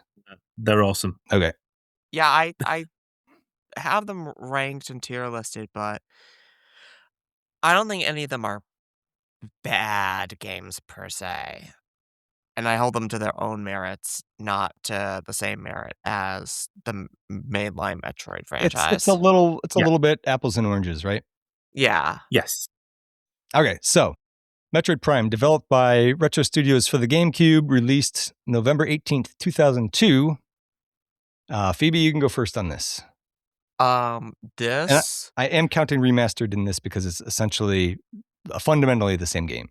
Yeah, and taking such a beloved 2D franchise and turning it into a first-person shooter, Retro Studios had a big challenge on their hands, to the point that one of the mainstays of the franchise, Kraid, was supposed to be in the game and sadly got cut. Yeah. However, did Retro Studios pull off what they were asked to do? Absolutely. Does it give us a game that starts off an incredible trilogy with an incredible lore, centralized plot about this new universal problem of a living element phase-on? Yes. Does it show us how terrifying phase-on can be? Yes. If it can mutate Metroids to the point that Metroid Prime continues to live on through this evil entity known as Dark Samus, it's a big problem. I love everything about this game. I think it still holds up either if you're playing on the GameCube or if you're playing the Switch remaster. Um, Even replaying it, I was like, this looks and feels as good as I remember it feeling looking back in the day. So I gave it 8 points. Nice. TeeBee? Yeah, you guys got this in November of 2002. We had to wait until March of 2003 for this game. Oh, And yeah, I didn't know. The So wait- I only saw the one release date. So I Mm. assumed it was released in all regions. Nope. I apologize. No, the wait was unbearable. Yeah. And the fact that this wasn't a Christmas game hurt. And it was probably But- well reviewed. Oh, incredibly well reviewed. I remember seeing an awful lot of stuff online at the time and just thinking, oh, why can't we have this game now? Regardless, when it came out in the March of 2003, this game is incredible. I was expecting something like a first-person shooter in the Metroid universe. I wasn't expecting Metroid, but 3D. And, some of the staples, the backtracking, the getting new items to unlock new areas, I loved it. Absolutely adored Metroid Prime. And I've also given it 8. Nice. I what was I gonna say? the first person aspect of it, I kind of wish it had been third person because Samus is such a gorgeous character. Yeah. But I don't think it would have worked. Not nearly as well. So for this is a 10 out of 10 game for me, the remastered, especially. It's gorgeous, beautiful gameplay, overall design and layout is perfect. And the music, like Phendrana Drift's music, my God, that's one of the best songs in all of video games for me. Mm. It's difficult and challenging. It's not impossible. The final boss, especially, it's like a color-coded puzzle. It's fantastic. And then you have the Metroid Prime core oozing the phase-on. You got to step in that to power up your beam. All that is incredible. This is by far the best Prime game for me. I give it 13 points. Nice. I'm surprised. Do you have the Harmony of a Hunter albums? I do not, but maybe I should. They're free albums that OC Remix put out. That is a bunch of fan remixes and stuff of Metroid franchise music. And Phendrana Drifts gets remastered and remixed a lot for good Okay. reasons. Cool. I'll check it out. Next is Metroid Prime 2 Echoes, developed by Retro Studios for the GameCube, released November 15th, 2004 in North America. I don't know. I thought that was everywhere. TeeBee A told us week otherwise. later over here. Okay, that's not so bad. No. You're up first anyway. Yeah, we did get this one for Christmas that year, so Nice. hooray. This, to me, is the perfect Metroid Prime game. Took what the first one did and ran with it in a really interesting direction. I'm a huge fan of parallel worlds in games. My favorite game of all time being Zelda: A Link to the Past, with its light world, dark world mechanic, and the light and dark mechanic being used in Metroid Prime 2 absolutely doesn't disappoint for me. This is the top one for me. I've given it 10. Very good, sir. 10 points. All right, Phoebe? Yeah, I remember. Oh, sorry. I'll go playing- next. No, it's fine. Go ahead. I'll go last. I remember playing this game over an ex-friend's house and also playing it at home. And I love that this game is one of the only 2 games in the franchise that has multiplayer. I think it would be really great if they brought that back. I do love the don't shake your head, sir. I'm I shaking my head as well. I do love the alternate worlds of Luminoth and the Ing, and having to power up these little shields because the dark world is just so poisonous. That last boss fight, both against the Queen Mother and whatever it's called, as well as Dark Samus, are both fantastic. The amount of bosses in this game is absolutely ridiculous. That's one of the main reasons why I love it so much, is because it gives you such memorable boss fights like Quadraxis and all the Yeah, different Ing Quadraxis variants. is great. So I am also giving this 10 points. I All think right. this deserved a remaster just as much as 1 did. Here. Yeah, I'm dying for that. I wish they would. I wouldn't settle for it being released on the NSO Plus for GameCube. But No, They if will. there's- They if have there's- to be a to. If there's never going to be a retail remaster, release. I want that, right? But They will. There needs to be a remaster. I don't like the ammo count in this. That really bothered me, that you have ammo for your light and dark and what's it, Annihilation Beam or something like that. Oh yeah, that uses both ammos. Right. It's not too bad, and they'd never leave you stuck. Like if you're out of ammo, you can use Charge Beam to shoot one shot of whatever that it is you need. So you're not like stuck behind doors trying to farm for energy or something, or just soft locked. I also kind of this is something I don't. Why does this stuff stick in my head? But I remember when the game came out, I read an article from an interview with the developers, and they were just bragging about how everything in this game was designed from the ground up. I was like, all the creatures look the same. Not the Ing, but like in the normal world, they all just look like the same creatures from before. So did you just rebuild the same creatures? I don't know. The final boss is a giant dung pile in its first form. I don't like that one, and it's extremely difficult to get past that first form for me. I think you have to use whatever the Annihilator Beam missile combo is. I found worked best on that, and then you just kind of get through it quick, and then the other 2 phases are cool. I also found even though there's a lot of bosses, I think a lot of them are very similar. They're some form of Ing creature, most of them.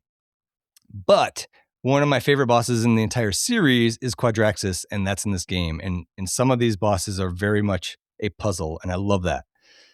Yeah. I also really, really love, similar to at the end of Prime 1, where you stand in the Phazon to shoot the Metroid Prime core. I like at the end of this, when you're trying to escape and you have to fight Dark Samus, and she's got these little particles that come off of her, and you suck them up with your charge beam, and then you can shoot that back at her. That's incredible. Really, really ingenious thinking there for a boss. I did not want, nor did I need the multiplayer thing.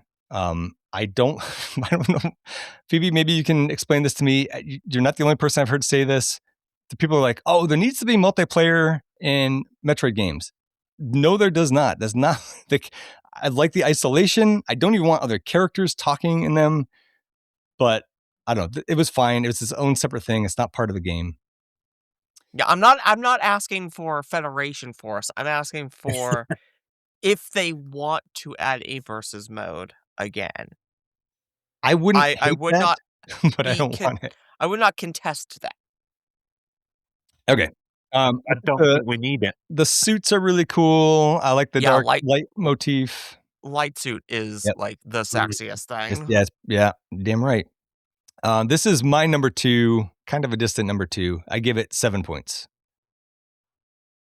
That takes us to Metroid Prime Hunters, developed by Nintendo Software Technology for the Nintendo DS, released March 20th, 2006 in North America, and May 5th, 2006 in the EU. I didn't play it until I got a DSi in 2009. I pretty much only played it because I'm a completionist and I have OCD, so I have to do these things. And which is, thank you for sticking around for this after show because I kind of needed to do it. I did not like using the pen to look around. I didn't like using the pen to fire. It makes sense to have to use it to look around because there's no analog stick on the DSi, but I didn't like that you had to tap the screen to fire. This was also the introduction of the other bounty hunters, and I just don't really want that. It's another multiplayer Metroid game. I just don't need it. I don't want it. I would rather them focus on the single player campaign. The Metroid games just need to be about Samus and Samus only. And it's, for me, this one's last place by a mile. Number 5, I give it 1 point. I probably, if they re-released some remastered version with quality of life upgrades, I'd probably play it again. But other than that, no. What about you, Phoebe? No, I completely agree. This is at the bottom of my list. I borrowed this from the ex-friend, and I never even finished this game. I think it is... I do think it's kind of cute, at the very least, having to grab all of these different main beams from the different hunters, because that's their door system in this game. Yep. And traveling to other worlds, which we don't get in most Metroid games. It's always a centralized location, which for the story makes sense because they're talking about an ancient civilization and some eldritch abomination, blah, blah, blah. And this is the first time we see Psylocke, which we'll talk about more in Metroid Prime 4. If Dark Samus is the Dark Reflection and Ridley is the arch rival, I would call Psylocke, knowing is what we learn about him in Prime 4, the antithesis of what Samus is. Okay. Yeah, I agree. So, if they do more with him, I would be very happy because he is such an interesting foible against Samus. But all of the other characters kind of do feel like nothing, even if they have their own transformations and stuff. They really are just doing their own version of the morph ball and everything because we have to make everybody feel slightly different for multiplayer. And the controls just suck. Yeah. Absolutely suck. So I gave it a 2 because I kept within that 2-point range spread of everything in the rankings. Okay. And how about you, TeeBee? Well, Metroid Prime Hunter's first hunt was the tech demo that was released with the DS, as I recall.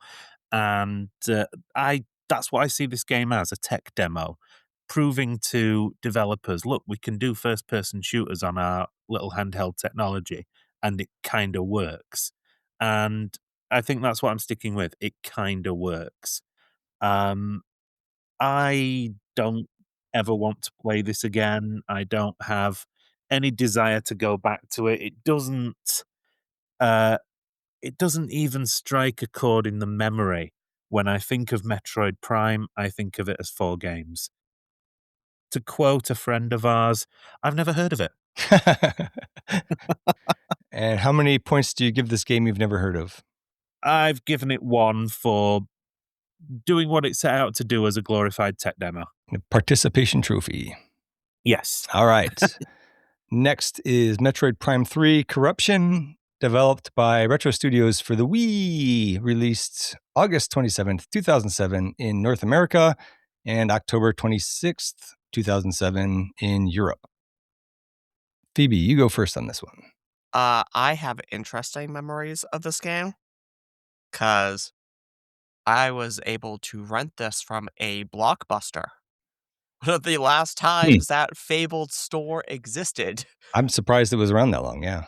Yeah, no, I rented it for a weekend and it was supposed to pretty much keep me quiet so I wasn't realizing that I was spending time over the apartment of the person that my dad was cheating on his wife with. Oh, Now, does that give this game a really fun story to tell? Absolutely. Does it beat the story of the actual game? Who knows? Because I never got to finish it. I got probably halfway through, and I was kind of done halfway through. A lot of it feels. I know that Metroid can feel samey at points, but it stays fun. Here with the motion controls and locking on, but also not locking on at the same time, I know what they were trying to do, and I think that 4 does it better. I do like that it's, for the most part, a singular suit and that you can actually see her get corrupted over time with more and more phase on as the game goes. But some of those phases look absolutely ugly. And I like she it. almost has like a sort of neon glow on it, almost Yeah. like she's turning into another Dark Samus. And it is really funny that the end boss of this game is another Mother Brain. Oh, yeah. I remember now. Yeah, it's like the I forget what they were called. Something with a V, I want to The say. But Aurora unit. yeah. The Aurora, yeah. It's like a prototype of Mother Brain, right? Yeah, because it was Galactic Federation trying to also copy that Chozo design, and it's like, why would you do that? Do you not see how it screwed Right. up last time, idiots? Galactic Federation need to be the villains of Metroid 6, I swear to God. But yeah, I would be okay if this game stayed on the Wii, to be honest. And I gave it 4 points. Okay. 4 points. All right, TeeBee, what about you? For completionist's sake, no, it shouldn't just stay on the Wii. It needs a remaster as well, because I want to play it again to see if my memory of it is just as meh as it was. I don't know. There's just something about this game. I get the feeling that Retro Studios might have been having a little bit of feeling like they've been typecast as the Metroid studio at this point, and maybe Yeah. they were feeling a little bit done with the series, especially as they then went on to do Donkey Kong Country Returns, which is a masterpiece. That said, I think there's a good game there, but just like Phoebe said, it felt samey at times, and I felt like if they just had that little bit more oomph, that little bit more energy with it, maybe it could have been something brilliant, but it doesn't quite hit the same chords as Metroid Prime or Metroid Prime 2 for me. So I've given it 5 points. The Wii motion controls work great, by the way. They do, but I don't like having to use motion controls. I think I would have liked it better as a GameCube game. I agree. I do feel like Retro kind of phoned it in. It's like, oh, like we got a deadline. We got to get this done. There's way too much like talking with NPCs, and I don't know. Part of the problem with the motion controls is switching between visors then became kind of cumbersome. Yeah. And it would have been the same for switching between beams, but to get around that, they just make stacked beams, which I think is fine in the 2D games, but the first 2 Prime games nailed the beam switching mechanic. It is great. So to lose that worked against this game for me. I think you also start with way too many upgrades. you already have Morph Ball, Spring Ball, Bombs, Space Jump for double jump, and Charge Beam when you start the game, which I think then leads to a lot of unnecessary sub upgrades to some of the systems. Like there's so many Grapple Beam upgrades. You have the Grapple Lasso, Grapple Swing, Ship Grapple Beam, Grapple Voltage, and Hyper Grapple. And it's It like, was the Wii. They had to use them. Yes. And I'm not opposed to the ship upgrades in general because it makes for unique gating of the areas. Like you need to have the ship missiles in order to get to certain areas and the ship grapple to move things in whatever that cloud city is. Elysium, I think, because that's the only one I remember. I think that might be right.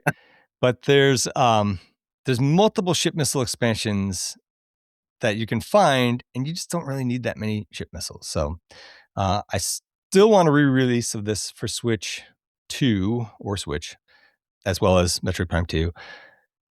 And I used to think that this was better than 2, but I've replayed them recently, and I was definitely wrong on that.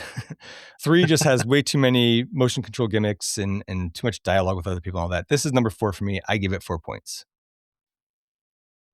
Yeah. So that takes us to the last one, Metroid Prime 4 Beyond, developed by Retro Studios, not Bandai Namco Studios, for the Switch and Switch 2, released December 4th, 2025. And TeeBee, you may go first.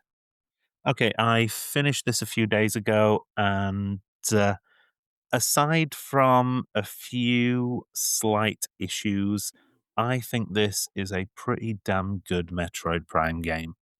It controls well on a Pro controller. I played it on a Switch 2 and didn't feel the urge to play it in first-person shooter with a mouse mode, even though that's something that's something that close to my heart because I am an old school first-person shooter on the PC guy, keyboard and mouse. But I just love my console so much, so to play it on a controller just felt natural. And including all of the grapple beams and such without the need of a motion control, a pointer, or anything, even just holding in the trigger and moving the cursor around on screen felt nice. It felt natural. The open world is full of very little. There's like a couple of Zelda shrines in there, which, yeah, very nice. Otherwise, that felt a little bit unnecessary. It's a little And tacked the on.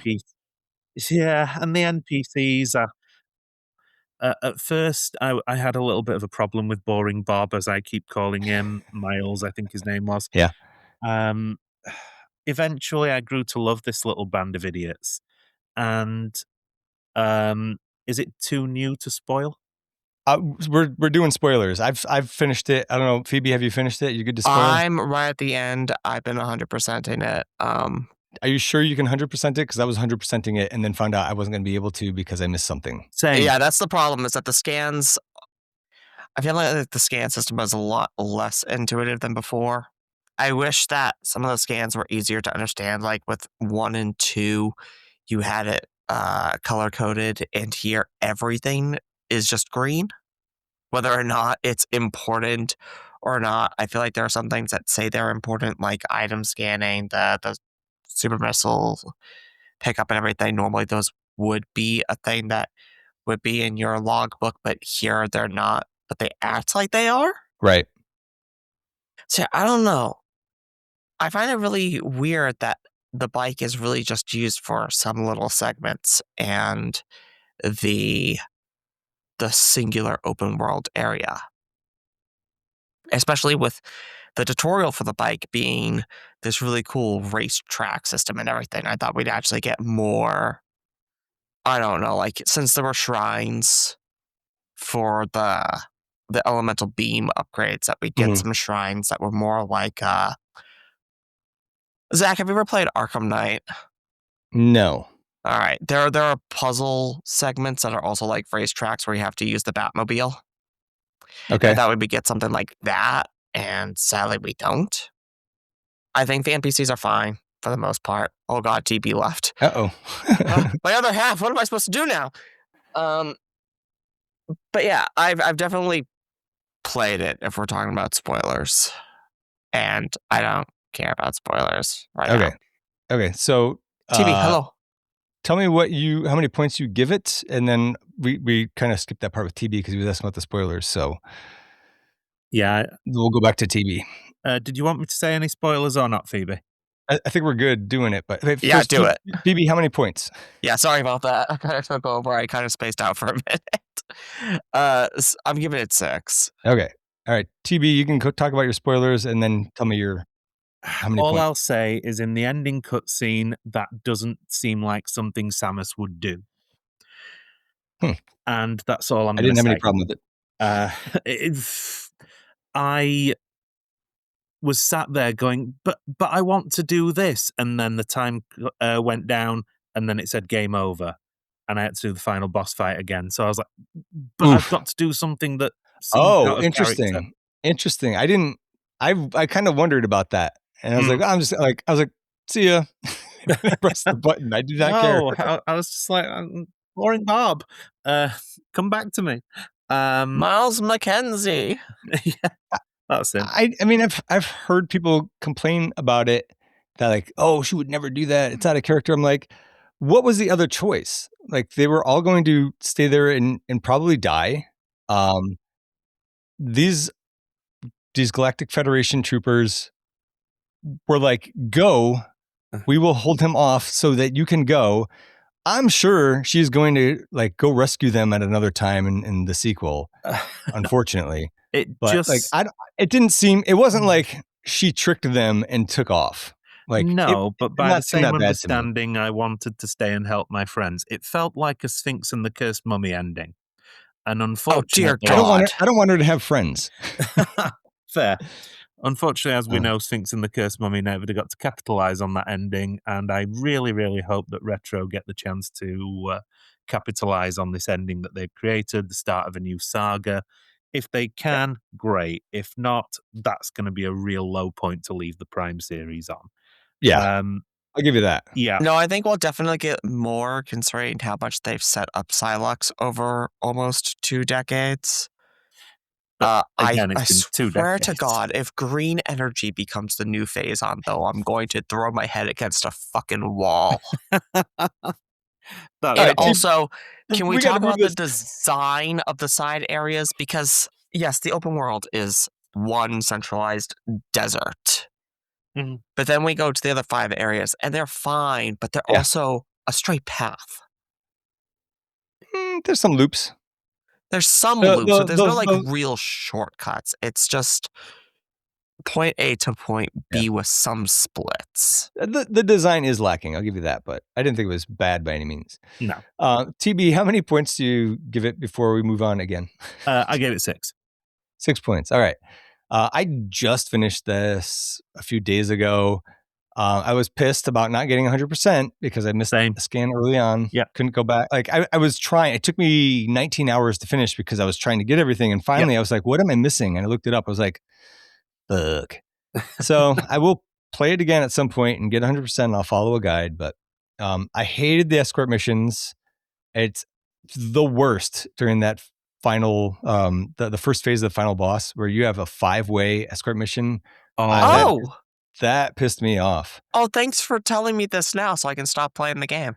Exactly. Not allowed. But once you get past that phase, you don't have them anymore. And if you die, you continue from the second phase, fortunately. Oh, okay. If you die on the third phase, you still go back to the second phase. But the second phase is super easy. It's like recover your energy, basically. Yeah. Is it easier or is it better or worse than the escort mission? That's the first phase of the final boss of the original Medieval. I've not got that far in that game, so I couldn't tell you. Probably better. I don't know. So I could have done without all the constant check-ins from the NPCs. Like when I'm like driving around trying to collect all the green crystals, I don't need the guy telling me to try looking for green crystals. The green crystal stuff is kind of bullshit. I didn't like the controls. I don't remember the other Prime games being this way. Are the controls always inconsistent between when you're in first-person mode and Morph Ball? Because it switches like the jump button. Okay, yeah. So I don't remember it being that way with the Prime remaster, but Yeah, that definitely was a little weird. Why is B jump when you're a person, but when you're a morph ball, it's X? Yeah, that doesn't make sense. I guess Yeah, that because was- it's morph ball jump and it's technically something different, but it shouldn't have been. So I know there's also gripes about the open world. Like there's nothing in there, you're just collecting green crystals. And it's just, I feel like maybe, I'm not counting on it by any means. Maybe there's some DLC coming. More likely, I think that they were like, we got to get this game out. It's been 8 years or whatever. So I think maybe there's some stuff cut out of the open world part of it. I don't know, because I've heard so many different things, so many different news articles with so many different tellings of the story that they were brought in to pretty much fix up and finish what Bandai Namco had started, but it was so rough. And then other ones were like they completely scrapped it, and this is a fully Retro Studios creation instead of it being 90% Bandai and 10% Retro. And it's just all over the place. I couldn't tell you which one is the true story. I'm guessing it was a total reboot just because of how long it took. And I remember Reggie Fils-Aimé saying, we've started over. So that could have been embellished, but I remember him saying that they've completely restarted develop on it. They didn't like where it was going. So I do have a lot of fun driving around the desert collecting green crystals. It's so dumb, but it's fun. And I had a lot of fun with the game, other than a few sections here and there. It's beautiful, an absolutely beautiful game. Yeah. The Oh yeah, Viola, I played this on my Switch 1 and I couldn't believe it was holding up as it was. yeah. I should play it on Switch 1 just to see. The Viola suit is great. So is the, spoiler alert, the Legacy suit. Really, really cool. Gorgeous. And I kept flip-flopping between this and Metroid Prime 3 being my number 3, but this one's my number 3 now for sure. And I give it 5 points. Same for me. I think maybe recency bias, but of course I'm going to give an extra little bonus point to a game that lets you have a motorbike and do an Akira bike slide. Yeah, that's pretty dope. It's pretty awesome. Okay, so I've tallied up the numbers. In last place, we have Metroid Prime Hunters. I don't think anybody's surprised there, with 4 points. In fourth place is Metroid Prime 3 Corruption with 13. In third place, Metroid Prime 4 Beyond with 17 points. And in second place, the runner-up, Metroid Prime 2 Echoes with 27 points, leaving Metroid Prime as our number 1 with 29 points. Pretty close there. I ranked that one really high. I give that one by far the most points because I love that game. That's a perfect game. It's a good game. Yeah. All right. That is it. Thank you for sticking around for 3.5 hours. Wow. Oh, are we not doing tiers for that? Oh, shit. That's right. We got to do tiers. Thank you for sticking around. I'm doing your job better than you do. Okay. Tiers. Let's do tiers. Okay. Metroid Prime. S tier, I'd say. S, yeah. All right. Metroid Prime 2 Echoes. I would say S. A. I can be talked up to S. S, exactly. Yeah. I say S. Yeah. Okay. They're so close in our overall rank. They got to both be S. Okay. Hunters, I would say C. I could be talked down. I put it as a C initially, but I changed it to a D.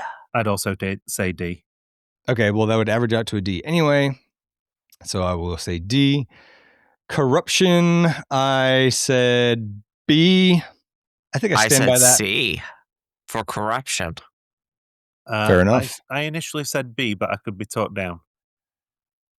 Well, so if you say B, it's B. If you say C, it's C, because I said B and Phoebe said C. So it's got to average out. Phoebe, TeeBee, you love me. It's pretty good. It's pretty good. I don't know what else to say. What did Phoebe say it was? I said C. She said C. Wait, Phoebe asked me for punishments for you all the time. I could try to make it easier. by the same understanding, I defer to the boss and say C. All right. So that is C tier, and Metroid Prime 4 Beyond, I gave a B. I also gave it a B for Beyond. Yeah, B for Beyond. All right. So no A tiers this time, but that's okay. Alrighty. That does do it. Thank you for sticking around for 3 hours and 34 minutes. Yeah. We will see. 15 minutes was just me and Phoebe basically at the top. Yeah. This is going to be a 3-hour episode. It hasn't But I felt think like 3 That hours is at all. that is fine. I feel like a I good think 2 hours in the middle is going to be easy to edit because it's just like listen to make sure there's no long gaps.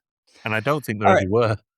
it'll be No. about Bill talking about his love of Dread and Colby talking about his absolute love of Other M. All right, guys. Thank you so much. I will talk to you soon. And of course, I'll let you know we will be when seeing this you goes live. soon. Yes. Thank you All very right. much. Have a good evening. Oh, we have to leave this open, don't we? Yeah. Sorry, Phoebe, TeeBee, if you leave it open for like a couple minutes just for it to finish uploading, that'd be great. Yeah, perfect. Thanks. Take care. Bye. You too. All right.